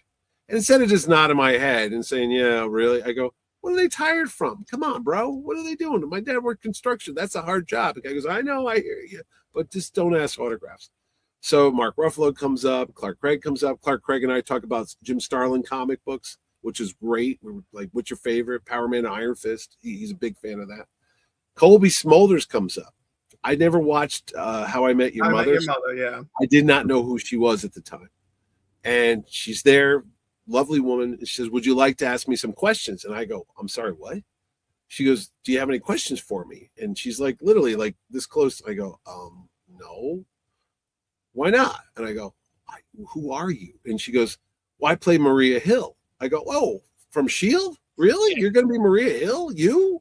She goes, yeah, why? I go, I don't know. You don't look like what Maria Hill looks like in my mind. Because in the comics, she was in that, the cat suit and the hair, but she didn't look anything like that. And she goes, well, don't you want to talk to me? I go, why would I want to talk to you? And I was kind of a jerk, believe it or not. I could be a jerk. And the cameraman was laughing next to me, and the publicist says, hey, look, you have 2 questions for her. I go, look, I'm going to be a nice guy. I'm going to give my 2 questions to this guy, so he's going to have 4 questions, and he can have all the time in the world he wants with you. So you have a good time. Good, walk away. And she goes, are you serious? I go, yeah. I don't. What am I going to ask? I don't know what's going on. So she was like ticked, and I finally got to apologize to her when in 2014 or 2015. Was it what 2013? Well, anyway, she was at Terrificon 2023 or whatever the hell it was. Mm-hmm. And I said, you don't remember me? And she goes, what? And then we were walking down. There's a photo of us talking as we walked down that long corridor towards the back. And I tell her that story that I just told you about how much of a jerk I was. Mm-hmm. Did not recognize her at the time. And now I know who she is because she's on Shrinking with Harrison Ford, and she's been in the Avengers movies, and she got killed off on Secret Invasion. So, and she's just basically an amazing Canadian actress. I'm just saying. We love Canada. Did she laugh? Did she like the story? Or did she seem annoyed? Did she laugh? I think she just kind of nodded her head and go, yeah, what an asshole. But hey, you know, that's what makes me me. Come on. But oh yeah, so Bernthal. I saw Bernthal a couple weeks ago. I went to go see Dog Day Afternoon. My wife and I went to Broadway to see him. He comes out, he does autographs and photos with people after the show. And I had the 2018 flyer with me. Mm-hmm. And he looked down and he goes, what's this? I go, you were supposed to do my show in 2018. You canceled to go do Ford versus Ferrari. He goes, oh, sorry, man. I go, oh, I'm just saying, if you want to come back, we're right down the street, August 7th to the 9th, Mohegan Sun. Okay. He just, and then I should have left it there. But no, I said, hey, do you remember me when I didn't want to interview you back in 2011? He's like, what? And Sharon goes, what's wrong with you? I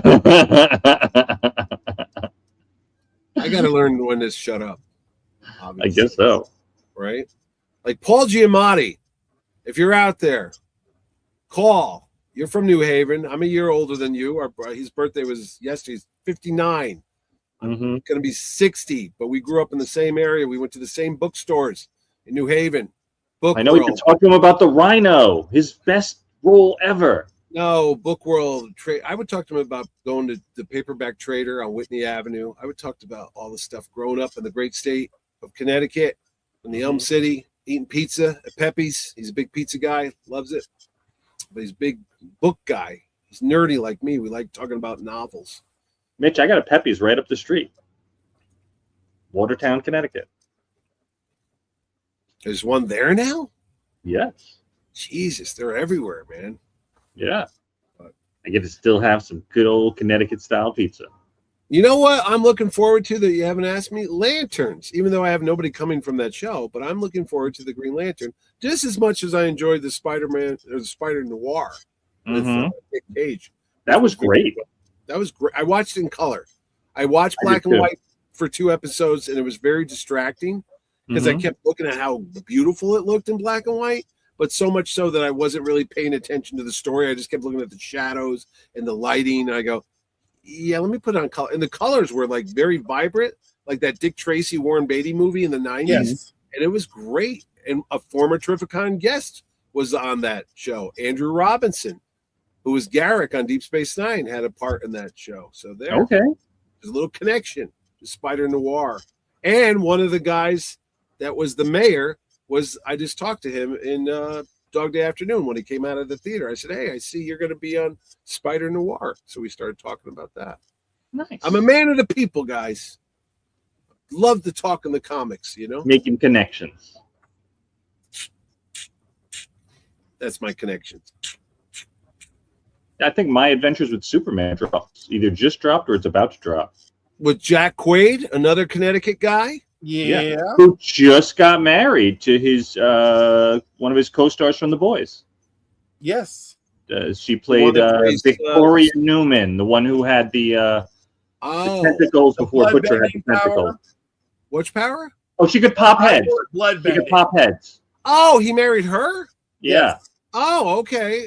I was like, for a minute there, I thought you meant Colby Minifee. I was like, he married her? No. She's the one that had that thing on the back of her head. That little thing there. You know, speaking of the boys, Soldier Boys, not too far away from me. We talked about this before. Fairfield or Westport, right? Something like that. Mr. And Jensen? he eats at the same pizza restaurant that I do. We always miss each other. They'll say, "Oh, he was just here." I go, "Fuck." Just gotta live. You gotta leave him a note. I know my son did a half marathon the other day, and the route took him right by his house. And I was going to say, when you run by there, throw some of the Terrificon flyers on his front lawn. See if he likes that. Probably would. I try, kids. I put posters up at train stations. I was there the other day. If you take the Metro North into New York City, look out the window, you'll see Terrificon posters. Little low budget guerrilla marketing tactic there.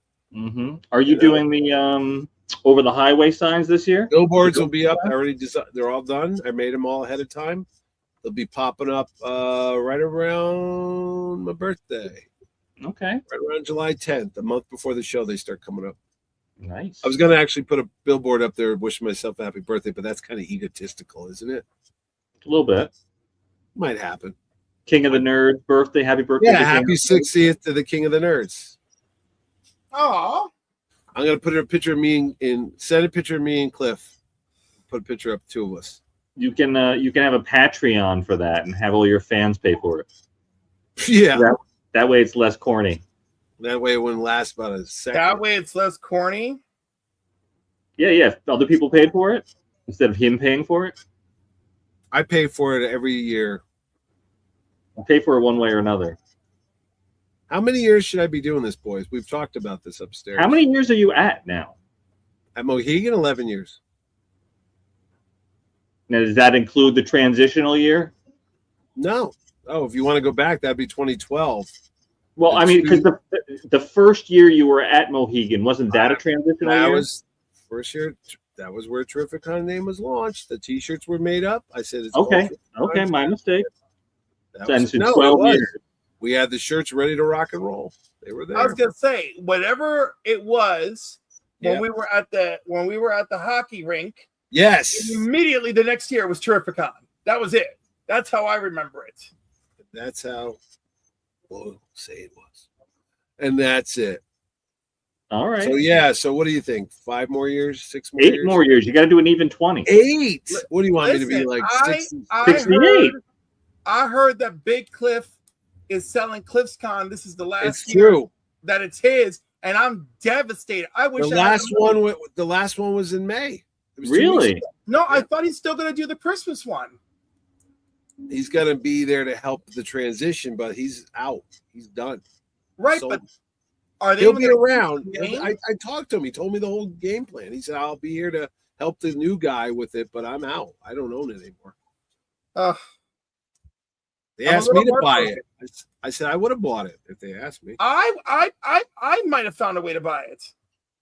It's a very good show. It runs itself. You know, the people know what tables they're at. The crowd's there every other month or whatever, every month, every last Sunday in the month or whatever the hell it is. Does he do it that often, really? Yeah. Yeah. I think he does it 8 or 9 times a year. Yeah. Right. So he does a small show at the end of each month. Yep. And then he does the BFW thing, and he does 2 big ones at a large hotel out there. At Thanksgiving time and Easter time. Yeah, at the Doubletree Hotel in Bristol, Connecticut. Yeah. But he's done. He's gone. So. What is the guy, Mitch, that does it in New Haven? It's like a smaller show. Oh, Tom. I don't know what happened to Tom Fury. I haven't seen one of his shows in months. The New Haven Comic Toy Show or something it's called. Last one I went to was February, maybe January, around there. I hope they come back. I like that show. I like going back there. What's that, like 2 or 3 times a year usually? Yeah, about that. But yeah, Connecticut doesn't have many shows, really. I think about it. CliffCon, my show, the toy show, Connecticut, but that's an anime show, really. You have the 90s Con. 90s Con, that's like a TV. That's in October this year, I think. They moved it, yeah. Yes, it's in October. Oh, there's the horror convention where there's horror shows. And I think that's it. Right? Yeah. I mean, I can hardly keep track of everything going on in Connecticut and New England. Like I know Otto hosts Otto, the comic swap. He hosts the comic swap, and he also hosts a comic book shop crawl, like a pub crawl. I've never gone to one. I know of them. I really want to, because apparently the shops even make a special sale for the comic crawl. So you're getting special deals when you go to each shop. I'm like, I love this. I got to do this. I didn't know that. I thought they just, did a caravan and went to these. Oh, shops. No, it's a caravan including special deals. And Mitch, what about some of the benefits of having the show at Mohegan Sun, like free parking, the amount of restaurants and entertainment? Weather controlled, because you don't have to worry if it's raining outside. Tons of restaurants to choose from, free parking, never closes. There's always something to do, literally something to do 24 hours a day, 7 days a week. You can go walk around, you can go game, you can watch the fountain, you can do whatever you want there. It's always something for somebody. There's many a nightclub, many a bars, many places to eat. Lovely surroundings. If you want to go for a nice walk, you can go enjoy. And many of them will have Terrificon discounts that weekend. That's true, sir. You mentioned that, and every year I do post that, but we're a little ahead of this game. As long as you show your ticket to Terrificon, or I think your wristband, they'll give you everything from like 10% off your food purchases, or a discount at the stores and the shops, and a lot of cool stuff. I will be posting that very shortly. Thank you for reminding me about I love that. The benefits. Yeah, a lot of people forget. I want to milk every benefit from my VIP tickets. No, it's everything. Yeah, I just realized that we got to promote that more, because you don't get that at other shows. You go to New York, you go out the street to get a bagel or a soda, they're not going to give you any 10% off. They'll be like, hey, buddy, we're jacking that price up for convention business this weekend. Yeah, they are. They do. That's right. Don't you want a hot dog and a soda for $17? Yeah, you go to New York Comic Con, you can forget it. A pretzel costs you $12. Mitch, what an honor that it's at your show, Terrificon, last year, that I discovered that I am now a wagon person. Oh, you bring your wagon around to put all your books in? You're one of those guys? Yes, because last year, it was Saturday. I started doing fill-a-box with Very Gary. So Big Gary is the one cheering me on to fill-a-box. I filled 2 boxes. I said, all right, let me take the first one to the car. I could, from you carried a long box? Short box. Oh, sure. Even that's still heavy. That's right. Like 15. So I'm carrying that to... I only make it to the front benches of where you check everyone in for Terrificon, and I had to stop and take a break because I couldn't breathe. Then I used everything I had left in me to get from there to the car. And when I finally get to the car, I see this older gentleman, and he's got his black wagon coming up the roadway with him. And I'm like, where'd you get that? And he's like, oh, I got it at a Walmart. And I said, oh my God. And I plug it in my phone. There's a Walmart 9 minutes away. Yeah, absolutely. I use that. That's the storage unit is right near there where Thanos is kept on. I took off to that Walmart. They had one left in the camping section. I bought it, and I became a wagoneer. And I bought a 12-pack of Diet Coke. And when I got there, I put my Diet Coke cans in the slots of my wagon, and I rocked that wagon throughout. And I tried to be as conscious of other people as possible, because I know the wagon takes up space and gets annoying. But it was great for loading up my box. You got to put flames on it and decorate it this year, and a little horn maybe. Beep beep. To get out. I don't think I'm going to do all that. I'm going to be conscientious. I'm only going to use it when I'm doing excessive. I'm only going to use this power for good. Yeah, I'm trying to be conscientious. There's so much going on with other con goers. Have you noticed that the backpacks are bigger than ever now? Yes. Because they're buying so much stuff. Right. And people, and obviously they should, but people are like, what it's there for, Yeah. But people knock into other people with those backpacks. I think people go flying because I'm 6'3". I see people go flying from those backpacks. I'm like, oh my goodness. Yeah. I see some more conscientious people wear the backpack up front so that they're spatially so they know where it's going. That's fair. That's fair. But still, that's just a lot of work. You know what some people don't realize is the panel rooms are open all weekend. The big panel room. So you might just want to take a break for a couple minutes and sit down. You might not be interested in whatever the topic they're talking about, whatever movie or TV show, but that's okay. There's plenty of like seats towards the back. You can go in and sit down and take a breather and count your comics or do whatever you want. I don't think people take enough advantage of that because I go by and I say, if you want to take a breather, you can go right there, I mean, I like, and since I have VIP seating for the panel, you can go right up front. Yeah, you get to. You I have to can worry go about right up front and enjoy. That's right. You don't have to worry about being late and missing your. Have you announced the panel names yet, Mitch? I just finished the media guest panel on Wednesday. I have all of them, and then I had to alter it because Jim Lee's staying Sunday, and he does a panel. When you buy his multi-pack, you get to go to a panel where he does a little drawing and they give it away for free at the end. It's like a raffle. Oh, nice. So he's adding that to Sunday, so I had to move things around. So that's done. I mean, I could put that up next week. And I have not finished the comic book one yet. That's the one I have the most fun at because I sit there and I try to think of who's at my show, what books they worked on, and then I try to combine the two so the fans can go, oh my God, Mark Wade's here. I want to hear him talk about this book that he worked on with this guy. And that's how I try to do it. So if there's any combos you see there at the show, if there's any artist-writer combos and go, oh my God, Chris Claremont worked with this guy on this book, let me know. And that way I will put it together, Try to make something for everybody. Try to go, oh, I want to go to that panel. I want to ask that guy a question. I want to hear what he has to say. Or I want to just sit down and rest my tootsies for a while. It's all right. Okay. I want a little bit of all those things. Yeah. Yep. It's 3 days of a lot of fun, a lot of walking, a lot of things to see.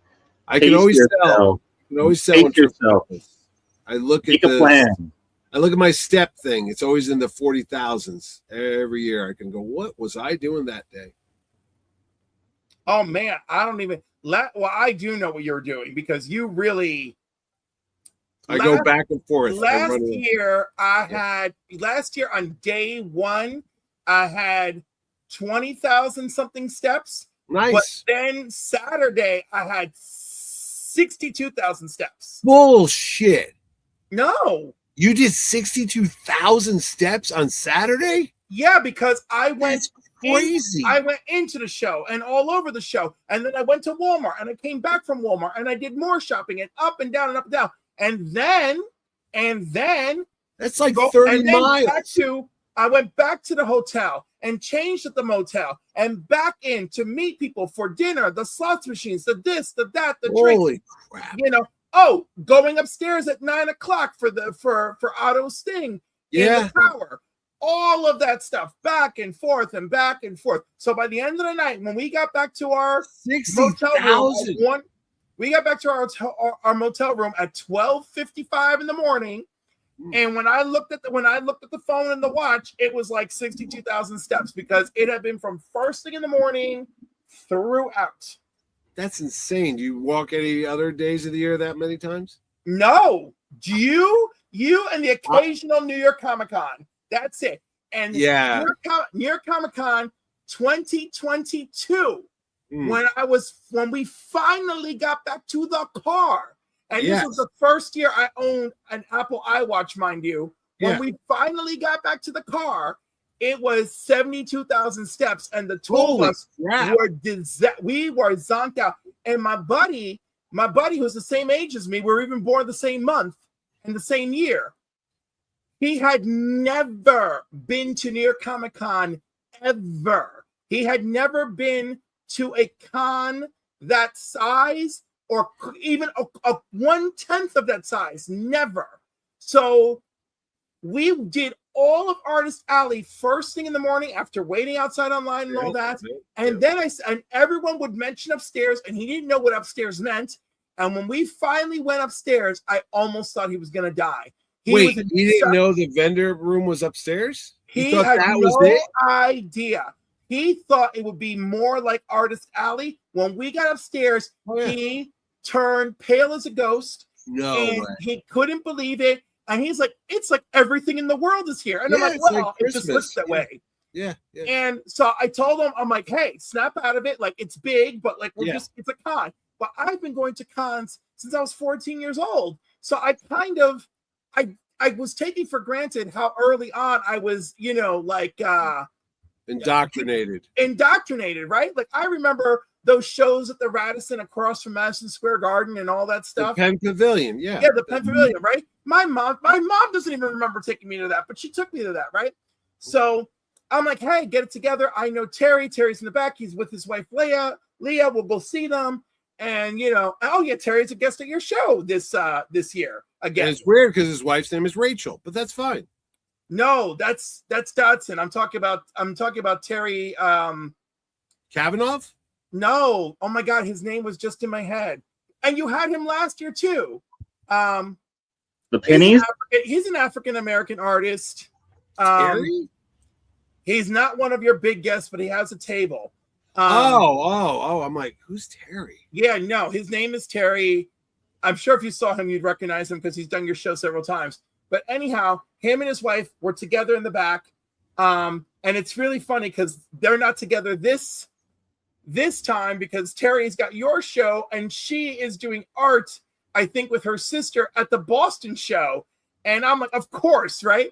So, but anyway, I took Sam to the back so that we could regroup, and we did because of course I'm talking to them, they know me, we're having a good time, but we go back up to the front to meet Anthony, the owner of our LCS.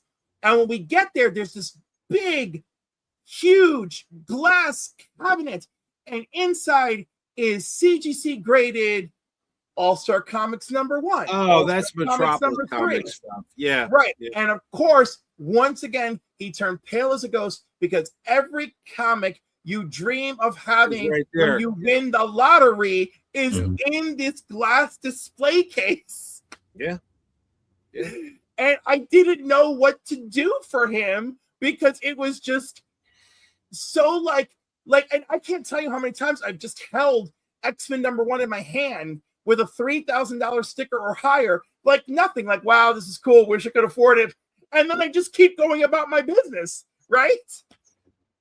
I just saw an X-Men 1 in my hands yesterday in Stanford at another comic shop. They went to $6,000 for it. I go, what do you think your most valuable comic is, Mitch? My most valuable comic book, probably Spider-Man 1, maybe. Yeah, Spider-Man 1. I have not Amazing Fantasies 15, but Amazing Spider-Man 1. I have one of those. I bought that during the COVID, which I wish I didn't because the prices dropped a lot, but it is what it is. So, because as we know, Spider-Man is my favorite character, not Captain America. Because that was one of Sharon, my wife, did a trivia contest last week on how well do you know Mitch? And they were asking top 10 questions. And they said, which is Mitch's favorite? No, it said, which character does Mitch have more original sketches than any other character? And that would be Captain America. I have over 300 of those because everybody keeps drawing me Captain Americas. And then they said, but what's his favorite superhero? And it's Spider-Man. So weird. I don't know why I get associated with Captain America. It's because Chris Evans and I look so much alike. That's what it is. I think you have a fair amount of love for Captain America. But I do. Spidey is your reigning champ, of course. I mean, I literally have every Spider-Man now from issue 1 to present day. Every one, every Amazing Spider-Man. Steve Ditko did not change your mind. No, he did not change my mind. John Romita Sr. was my favorite artist. Went to his house a couple times. Loved the man. Him and his lovely wife, Virginia. His terrific son, John Jr. John's sons as well. I met them. I went to the Romita house when they were in Long Island. Very lovely family. Went to the Starlin house. Went to the Simonson's house. Goes to Mr. Ordway's house. I'm actually, believe it or not, welcomed at people's houses. What? Amazing. I know. Imagine that. Take that, comic book sinners. Whatever that means. Anyway, Yeah. We should let Mitch get back to his life. No, I mean, what am I doing here? It's 10:20. I'm going to bed soon. I've got nothing to do tomorrow, and Sunday we're going off to Boston. I'll be in your area, actually. Okay, what do you got going on? I got my nephew, Ben. His daughter's first birthday is on Sunday. I think it's Sunday. Yeah. So we're going to a first birthday party because the kid's going to remember that. Of course. I'm sure you did it for your kids. Oh, of course we had birthday parties. First kid. Of course, first birthday. Of course we did. They might not remember it, but I was there. But, And how's mom doing? Mom's fine. Mom was down the other day. She was at the big shindig. Mm-hmm. Sadly, you weren't there, nor was Cliff. You would have had a great time. And your lovely sister? Debbie and Kim. They were both there. Deborah and Kimberly were both there. And my brother-in-law. Everybody was there. My brother-in-law, my nephews. Nice. Nieces. I got a lot of people. We're I'm Italian. so sorry I could not be in attendance. Well, Cliff, I'll tell Sharon to do it all over again because, as we know, I've not turned 60 yet. I'll bring another Fudgy the Whale with me. Well, of course, Cliff and Mitch are going to work on my birthday for Terrificon, so I'll have a big party right there. The same weekend? Oh, honey, don't count July 4th. Don't count on it, baby. You're July 4th? Forget about it. Yeah. Are you really July 4th? I never. Yeah, we're a week from each other. We've talked about this a million times. I don't know who I am. My wife is July 12th. My friend is July 8th. My wife's maid of honor is July 9th. My grandmother, God rest her soul, July 14th. The greatest actor of all time, Harrison Ford, is July 13th. Sylvester Stallone is July 9th. I mean, it's so weird how many talented people are born in July. What are you, Cliff? Oh, I'm a January 1st baby, and we got my God, magical New Year's baby Capricorns. All right, so I am in great company. Were you in the newspaper? Were you one of those babies in the paper? Yes, I was. Evening News. Yes. Really? Yeah. You were the first baby of the thing. Did they make your mom? I was the first baby of my city in my year, which was 10 a.m. My mom could not believe it.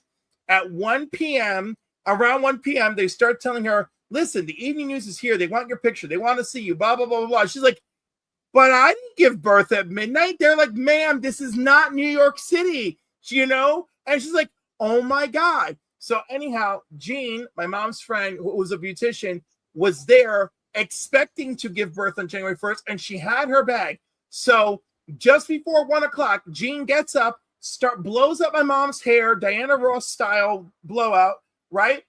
Jean goes back into her way. Jean then goes into labor, gives birth to Steven at 1 p.m., and my mom is being photographed by the Evening News. And when I go to City Hall and I need a copy of my birth certificate, so I needed one just a couple years ago or so. So now it's in an album with a digital code at the bottom, right? So page 1 of the album is me, and page 2 of the album is Steven. Oh, you got him, didn't you? But it's so cool that we're page 1 and page 2. I think it's so neat, That is very cool. That is very cool. Not as cool as I literally have not as cool as 250th anniversary of America. Oh my! You know what's funny? There's something. Do we have anything going on 250 related with Terrificon? It's the month after the America's birthday. Well, I know, but it's still there's no comic there 250 years old. I will. I think Jerry Ordway's 250 years old. I will spiritually, yes. I will have Captain Terrificon put on the Apollo Creed hat and walk around and sing "Living in America." Does anyone have a Terrificon tattoo that you know of? Do you have one? No. There is no ink touching this body, buddy. Well, do you know? Is there any fans that have Terrificon or Captain Terrificon that you know of? I don't know. I'm the most hated man in America when it comes to comic books. I have no idea. Maybe. I think that's John Camino actually doing that. Oh, okay. Life's too short to worry about assholes. Okay, that's Uncle Mitchie's motto. You heard it first. Captain Terrificon says, "If you're an asshole, I don't care about you. I Yeah. Although I do worry when I am the a-hole. That's when I worry. Because you know why? At 60 years, kids, Uncle Mitchie's got less days ahead of him. I got a lot more behind me. And I ain't going to waste 2 seconds of my time left on this earth with your fucking problem. You could use that all day. The older you get, the more liberating it is. So as I reach my 6th decade on this earth, I have more time for the things and the people I love doing, the show, the fans, the creators, the actors, everybody. Love every second of it. If I didn't, I wouldn't be doing this for all these years. I mean, this is the greatest job I will ever have. I dreamt of something like this. I love every second of it. If you got any baggage or any kind of personal things with me or whatever, roll it up, put it up your ass. I don't give a shit. That's it. You could honestly, you could quote that. You could put it up there. I don't care. I really don't care. It's a beautiful thing. Freedom. If I tripped over you, I wouldn't even care. I got a receipt update from my Airbnb. How funny. That's kismet, buddy. It Right. is. It's all Terrificon from here for the next 55 days. Captain It's happening. Says, go to Terrificon. If you have a Terrificon tattoo, let us know. Even if it's a temporary one. I'll take one of those henna tattoos. Is that what they call them? The henna things where they draw on you? We'll do that. Post that in the Foot fan page. Go ahead, ask people. That's on Facebook, correct? That is our private little group there. It's private because we don't want everybody knowing what we're talking about because we're too cool for school. That's why if you're a member of the Foot, put that foot right up where the sun don't shine.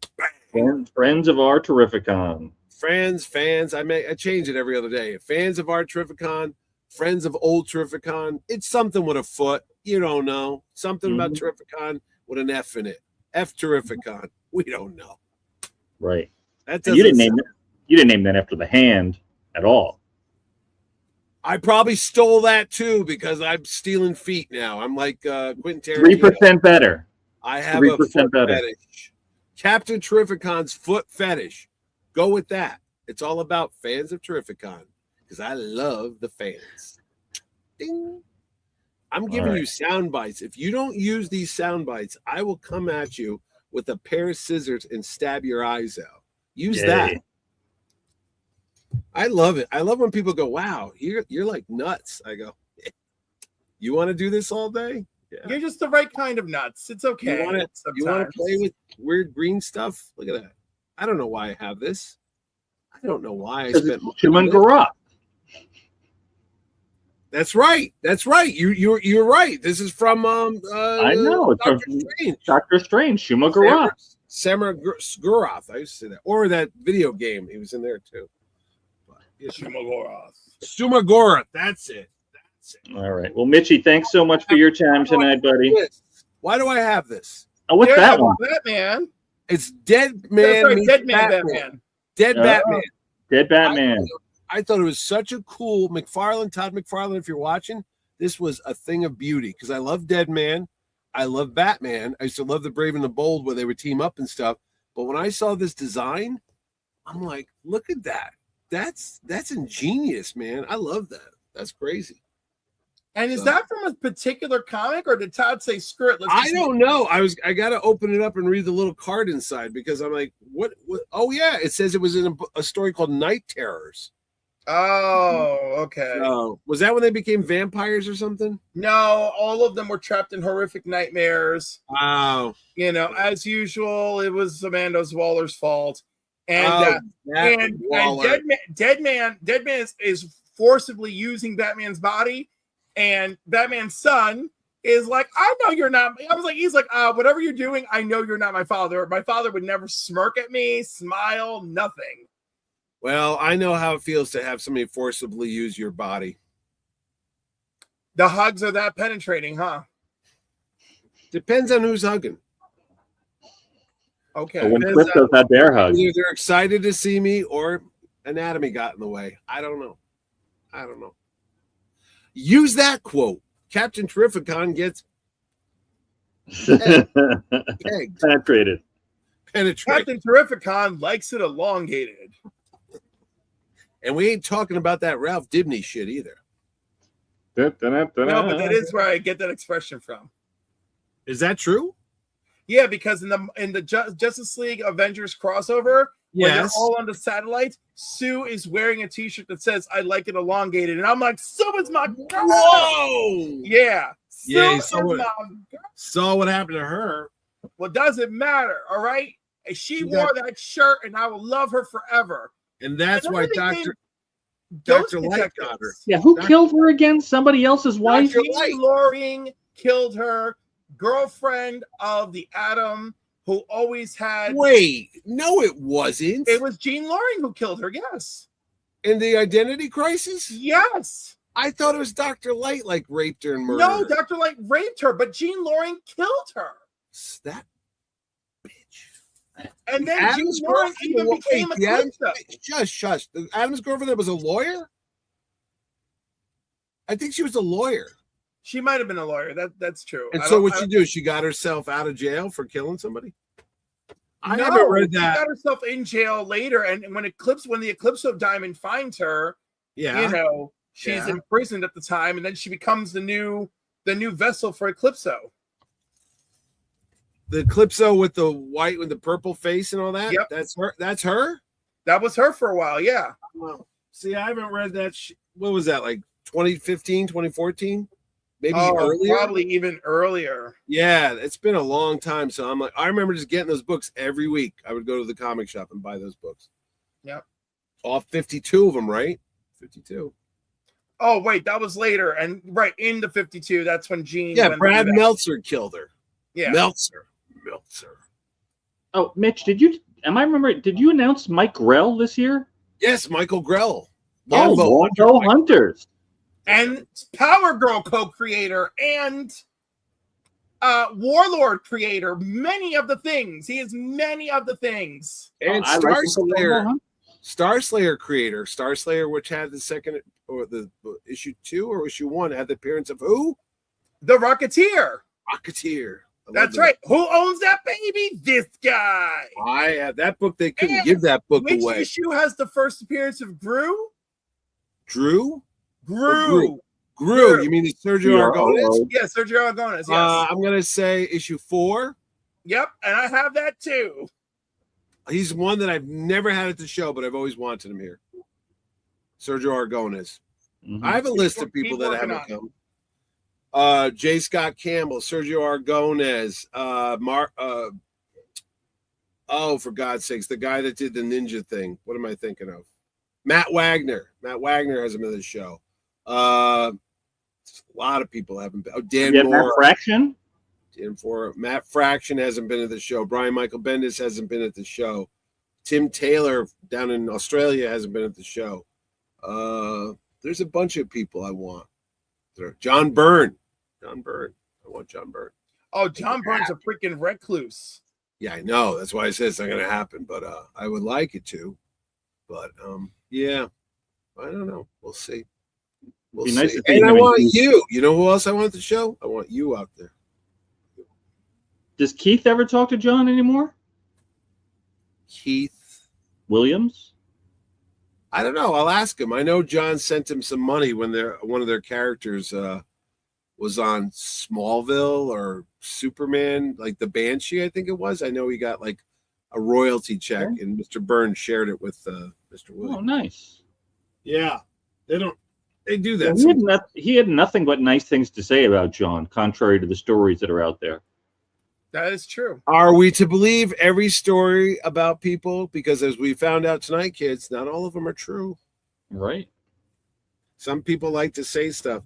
I think it stems from jealousy, Sometimes I think when people have nothing nice to say, they have to feel that they have to say something. They're compelled to open their mouth and breathe air across their vocal cords just to sound competent or relevant.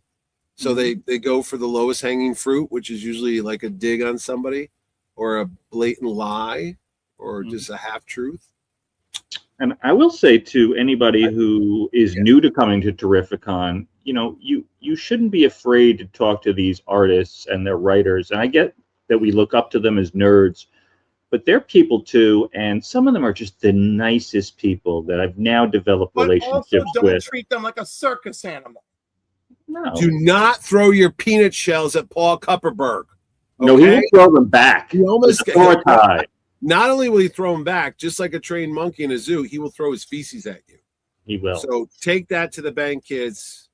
Do not throw peanut shells at Paul Kupperberg unless you want a face full of feces. Mm-hmm. Now I want to bring. You better use that one. You better use that soundbite right there.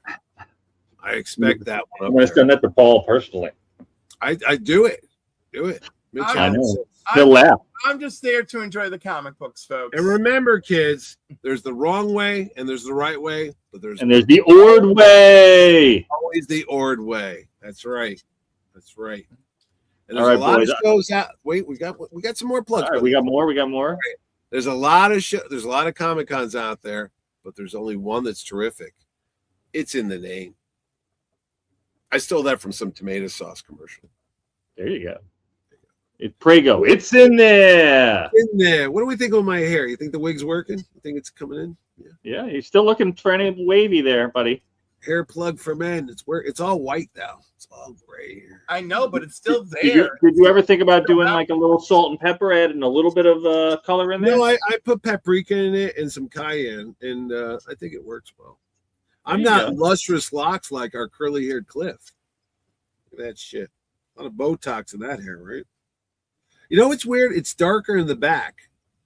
Well, that goes for a lot of things. But anyway, it's darker in the back than it is the front. And I wonder why that is. I see pictures of myself from behind. Again, I can't stop with the ass stuff. But anyway, it's all black back here. Again, it's like my colonoscopy. Mitch is a butt man. Ass man. Colonoscopy man. I did that raw. I did not go sedated. I said, just put it in there and get it over with. Let's go. No super vehicles this year, Mitch? No. You know why? They take up a lot of space. I'll bet they do. I swear, I used to have a lot of cars at my show, but then you realize like one car takes up about 3 booths because they're like 30 feet long when you design, that's a couple less comic creators. There you go. Right? That's right. You want to see the Batmobile or do you want to go meet Paul Kupperberg? At this point, I've seen enough Batmobiles. I want to meet Freddie Stroma and Paul Kupperberg together. I should have Paul do the panel about Vigilante. That's a great idea. That would be a great idea, and I'll be up front in my VIP seats. I know, and you'll be throwing tomatoes at Paul. Oh, absolutely not. I might bring flowers. I'm so excited. You and Heather are going to be fighting over him. Over Freddie Stroma? Yes. Oh my God. No, tell her to stay with. I will kick her celiac ass down the stairs. She don't know who she's messing with. You can go pick him up at the airport if you want. Please let me. Well, you have to bring him to the show. I will bring him to the show. Eventually. I'm a good boy. I'll get him there. With chloroform and duct tape. I'm like, that is not fun. There's nothing. Listen, I'm not a psycho, okay? My victims have to be willing. All right? Mitch, is there a Miss Vigilante coming with him? I don't know if he's married. He's married. There's an agent coming with him. I don't know if that's his. I don't know. Well, I'm assuming you'd be paying for the ticket and or the. I bought his ticket, but it was just singular. I didn't buy 2 people. Okay. Maybe his agent is his wife. That happens. I don't know. It happens, but maybe it is. I'm not worried about. I really just want a picture with him. I like him a lot. That's all. He seems like a very nice guy. We'll find out. Yeah, he just had a guest spot on 911 this season. He had like this little recurring role. Oh, really? Okay. I love him as Vigilante. I think he's crazy. If I had my druthers, I would have got more people from Peacemaker. Not John Cena. I was trying to get Robert Patrick. I just couldn't get him in time. Like I said, Tim Meadows called today. His people, it's a little bit pricier than I'd like. So that ain't happening. Who else is on that show? Jennifer Holland, Mrs. Gunn. Mm-hmm. We'll see. Yeah, I thought you were going to drop her. I felt like it. We talked about that tonight, actually, before I talked to you. They said, yeah, I can't tell you all the numbers, but yeah, we talked about that. Because it's almost like getting Kate Capshaw, Steven Spielberg's wife. It's like, you don't want to be insulting. You know what I mean? Your husband's James Gunn, the head of all the DC studios. And what are you going to do? Offer like, here's $5,000. I mean, come on. Yes, it's not worth it for her. Exactly. It is. We'll find out. You never know what's going to happen, because I got Henry Winkler 2 months before the show last time. I got Ralph Macchio 1 month before the show. Because lots of times these folks have their schedules just open up. And the good thing about living where we do, many of them live around here. And they're like, hey, I could go over to Connecticut. I'm, an hour's drive away. I can meet my fans for a while, make some cash, and go home. And they do. So that's why there's always these last minute, like Chaz Palminteri came out of left field when he called that time. So you never know who's going to pop up in the old Terrificon guest bag. Sure. Oh, this was an interesting tidbit. When we were talking to Tom King back in March, we were talking about lanterns, and I was telling him kind of like my relationship with Phil Lamar, and had he ever thought about, using Phil as a cameo, and he couldn't admit it, but he kind of did admit it. And I feel like 99% chance that we're going to see Phil Lamar in the Lantern series. That's cool. I like when they do that. I like when you see the old time, voice actors or whoever cross over, and even if it's just fan service, I mean, that's why we're fans. Yeah. We like that. I mean, other people are like, oh, who's that guy? But to us, we'll be like, that's the Jon Stewart from the Justice League. So it's fun being a nerd, isn't it? It's fun. I think about all the hobbies out there: stamp collecting, woodworking, hunting. They don't compare to being a comic book fan, do they now? We have movies, we have cartoons, we have books, we have everything. We have toys. We have so much to fan out on. It's nice. We have real people. It's so expanded since when we were kids. I love it. I know.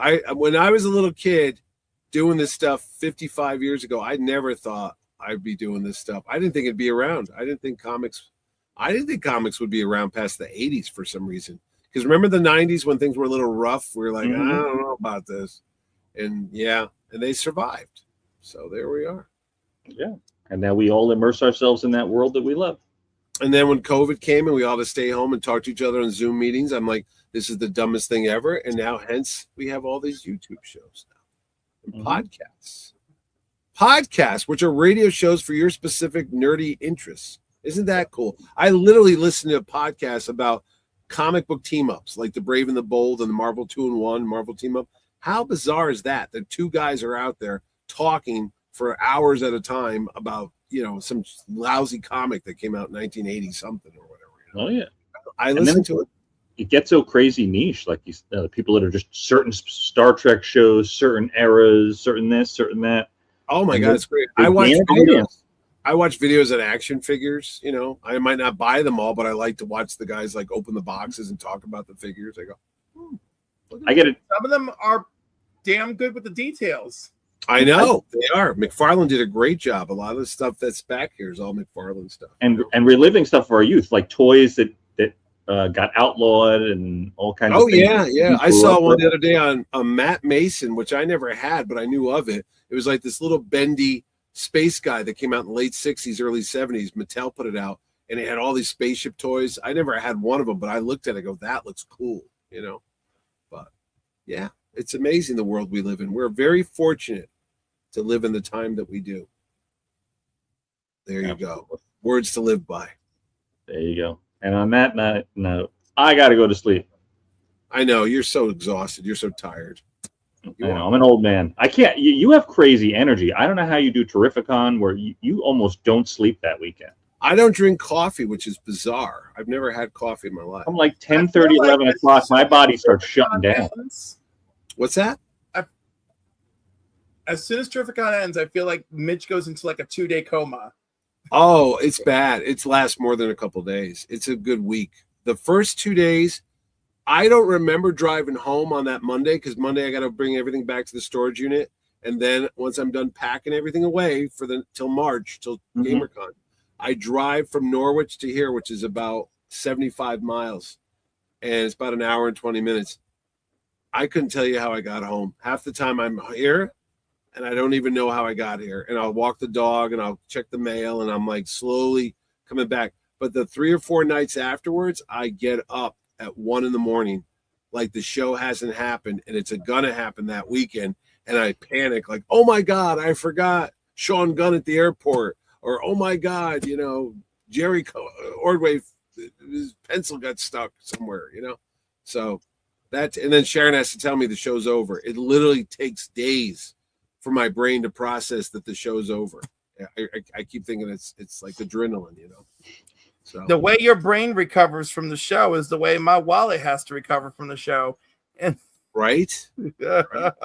My God, I think about it, all the stuff I would buy at my own show. I'd be broke. I mean, I see so much cool stuff. The vendors have cool stuff. The art people have stuff. The people in Artist Alley, the T-shirts. Oh my God, it's like being a kid locked in a candy store. There's so much cool crap there that I want.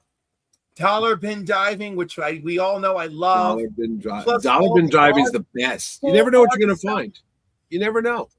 There's gold in them there hills, Oh, let me tell you, I found a lot of copper and silver, pun intended. Yeah.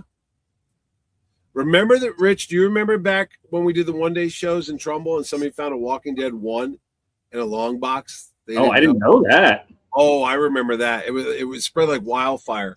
And I think one of the vendors wanted to shoot himself because he had inadvertently, I think he thought it was a reprint, but it wasn't. It was the original printing of Walking Dead #1, and it was in a dollar bin, and somebody found it. Incredible. What's the value of that today? But true. I don't know. I think the Walking Dead $1 billion. I think it's dropped. I think the popularity is going down, like the X-Files comics when they were really big, and now you can't give them away. And this. He's finding something there. This is from 2 years ago. It's my Terrific. So I always like to bring a blank just to have everybody sign. Yeah. So this is. I see Bagley's signature. So on the front is all of like the is like all the artist guests. Terry Dodson, Mark Bagley. Yeah. Joe Prado. Is that Scott Snyder, the big pink one? I think it is. No, the pink one is John Jang. You didn't have Scott Snyder there then. I had Scott Snyder twice already. 2 years ago? Yeah. Before Absolute Batman came out. He was Oh there. My God. I didn't even freaking notice him. Are you serious? I know. Yeah, I didn't notice. I didn't even think about him. I'll tell you a story. He was there with Nick Dragata plotting Absolute Batman 1. They hooked up at the show. They met each other. Nick drove in, and they started working on Absolute Batman before it even came out. But my back cover is my fellow YouTube friends who saw me at the show. Look at you. So that's how my souvenir works. Wow. So the front is artist guest, and the back is my buddies. Fun. Well, you better fill that thing up this year, buddy. Well, I have a whole slew of new blanks for this year. I think I'll make a print with a lot of white space on it and put Terrificon 2026. So I'll put it in the VIP bag. I just made that decision. So you can walk around and get autographs. I'm not going to disagree with this. I'm last year's program, I left the back cover blank so people can get autographs, and I saw people not using it. They go, "Oh, I don't want to mark it up." I'm like, that was the whole idea. Yeah. I think the only reason I didn't was the program's extra large, right? No, they're comic book size. Oh my God! Maybe I didn't even notice. I was too busy. I was too busy comic book dumpster diving. No, the big programs were a couple of years ago. Yeah, I stopped doing it. Now they're all comic book size. Look. Oh, I love that. Yeah, that's that. It's a 9.8. Woo! Signed by Mitch Halleck and George Deep. Go figure. Very nice. I had one last question for you. Yeah. When you're deciding who your guests are going to be, yes, what percentage is suggestions you've gotten from fans of your show, like recurring attendees, and what percentage is what you feel like taking a risk on? Are you talking about the comic ones or the media guests? I'm talking about both. Like, well, somewhere in between there's got to be like public feedback and, well, what do I want to try to do? The media guests, I kind of listen to what the fans want to see, because I read all those comments like, can you get this person, that person? And if it's within my financial capability, because I can't afford Nicolas Cage or Robert Downey Jr., obviously, but we'll see what we can get. Yeah, if they want to meet so-and-so, I don't have to be a fan of the show. I don't have to be the one that watched every episode. I've never seen a Buffy the Vampire Slayer. Sorry, but I'll bring them in if you people want to meet him. But the comic people, I tend to know who they are already, because I've got an idea of pretty much everybody who's out there. But now and then there's somebody from left field that comes in, like a newer creator that I didn't hear, like Brett Bean. Has been suggested. Yeah. Brett Bean was suggested to me by Scotty Young when he was here, because they worked together on that Fairyland book, and people would have been asking me, and I'm like, yeah. And then I had heard through the grapevine that he wanted to be a guest, so I already had that in play when his Dorks came out. Literally the week before the Dorks came out, I said, "Oh yeah, Brett, you can come in." So he was signed, and then that book came out and was like this big thing, and everybody went nuts getting the first issue, and it was on eBay for a couple $100. And now he's a very big draw this year. Oh my God, he's got his own Harley Quinn variant cover for Absolute Batman 22, I think. Or really? Like oh, I didn't know that. So yeah, so that's one that the fans, it just happened to be happenstance that I brought him in. Listen, I love him. He is so full of humility. He was on Cover Price like shortly after his number one exploded. Yeah.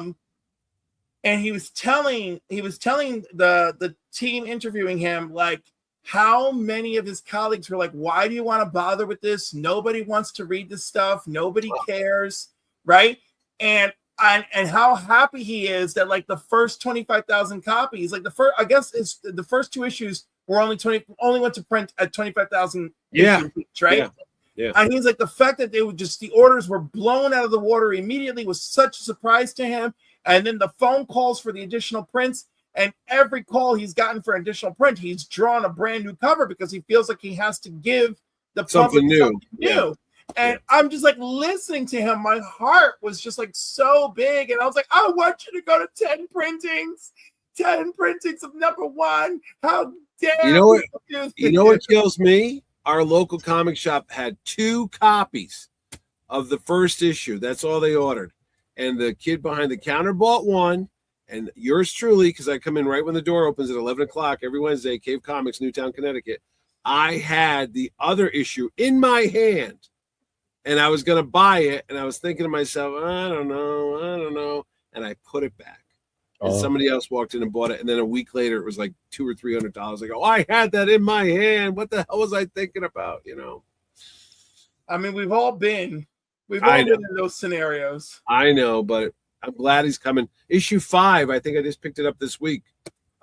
Maybe, or it was a second printing. I don't know. I just bought it. No, that was the new issue 5. Oh, then I did get the new issue 1 has already gone to 6 printings. I'm very impressed. I believe it. It's the absolute Batman of the Image books. Yeah. Mm-hmm. Maybe at the moment. I don't know. Let me tell you, that mask blind bag with the mask origins in there and the ROM number 1 in there, that took people by storm.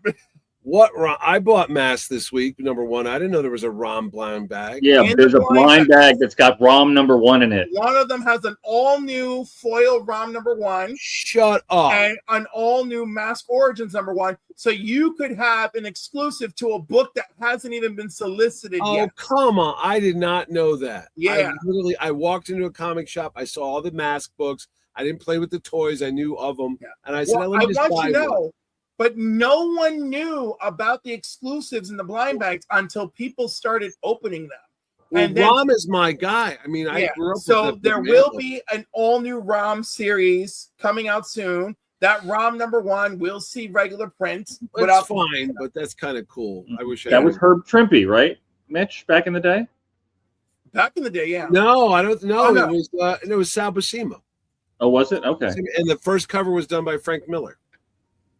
The blue cover where he's standing there with the gun out like that. I think that's Frank Miller's cover. Yeah. But I have the trades, whatever the hell, the omnibus is back here. I got the originals too. I got a good question for you. What do you think about IDW ending the Turtles run at number 300, like ending the whole series? They lost the license? I don't know the reasoning. I don't know. I mean, I think that's crazy. The first ROM cover is Frank Miller. I said that. Didn't I just say that? Well, yeah, I know, but my brain didn't register. You can mess with the King of the Nerds. I guess Kevin Eastman must have a plan. I was gonna say that there's too much in the fan base. They're too popular to get rid of it totally. Maybe he's going to a different publisher. I don't know. We'll find out. Maybe he just wants to close the original universe. Maybe that's what he was trying to do. Relaunch it. We'll find out. He'll be back at Terrificon, not this year. Next year. Anyway, kiddies, I gotta go because poor Rich looks like a zombie. I'm next. You tell me when you're going to put all these out there. I love when people go, "Oh my God, Rich Davis has put 5 videos up, but you're on." I go, "Oh my God." I think I'm going to do the full interview Sunday morning. That's fine. All right, and I'll be chopping it up in pieces. Start screaming to kiss my ass. That's fine. That's right. Fuck everybody else, Mitch. We love you. That's right. Sharon will be like, "Why did you say that?" I go, "Because I've been up since 5 this morning. And I'm tired." All right, hugs to Sharon. Mwah. Look at that. Mwah. Like freeze frame. I love it. All right, Mitch, we can't wait to see you in 50 some odd days. 56, 55.